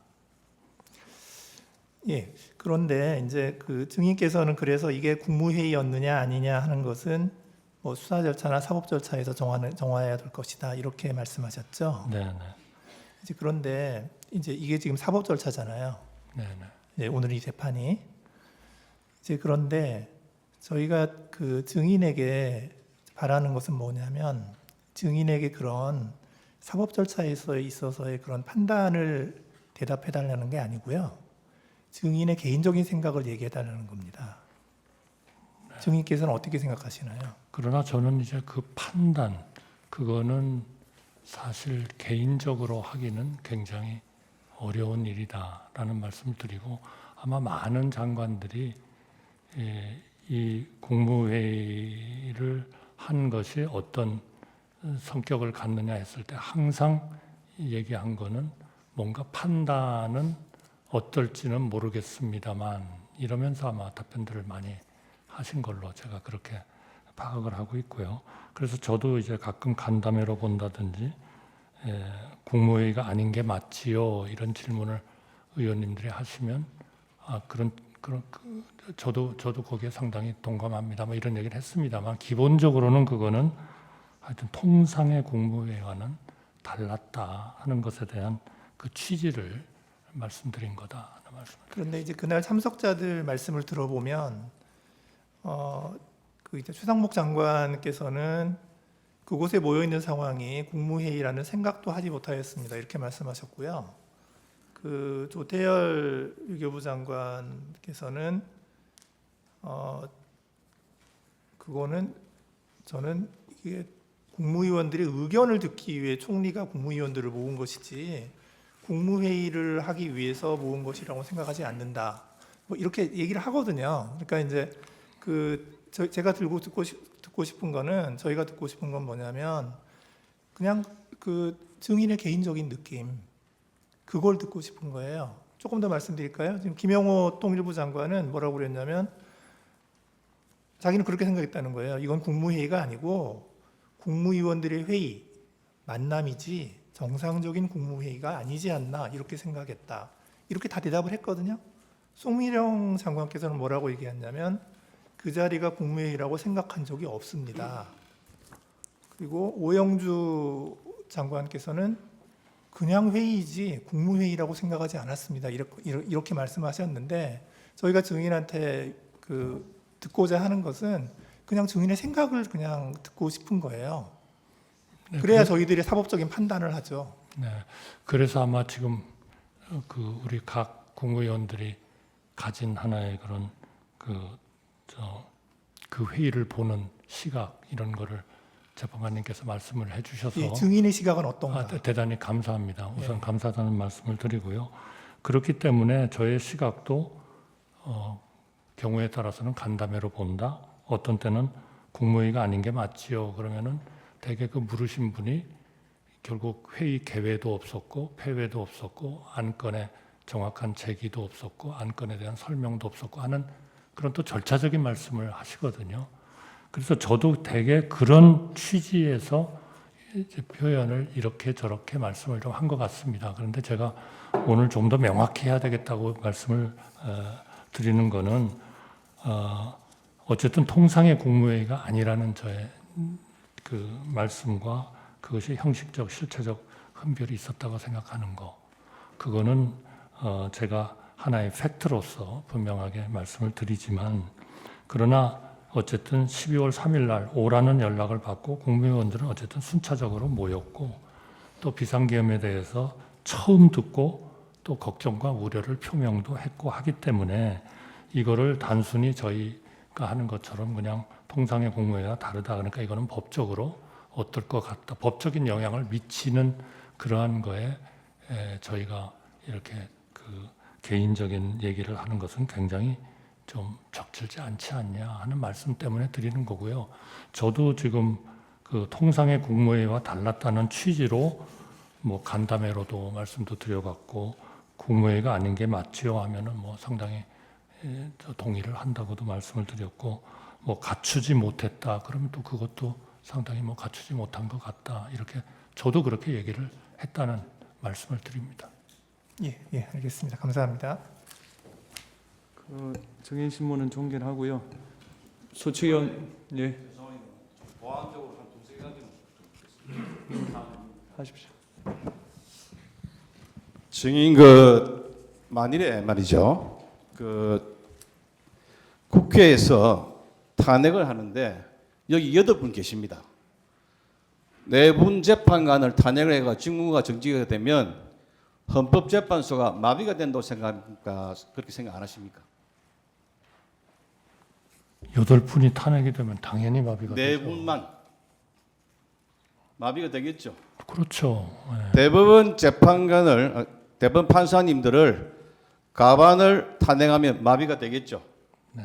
그러면 이것이 그 비상계엄의 요건인 그 국가 비상사태에 준한다고 볼 수 있습니까? 어떻습니까? 그렇게 볼 여지가 있습니까? 제가 그거를 법적으로 아니 정의 생각을 이야기해 보세요.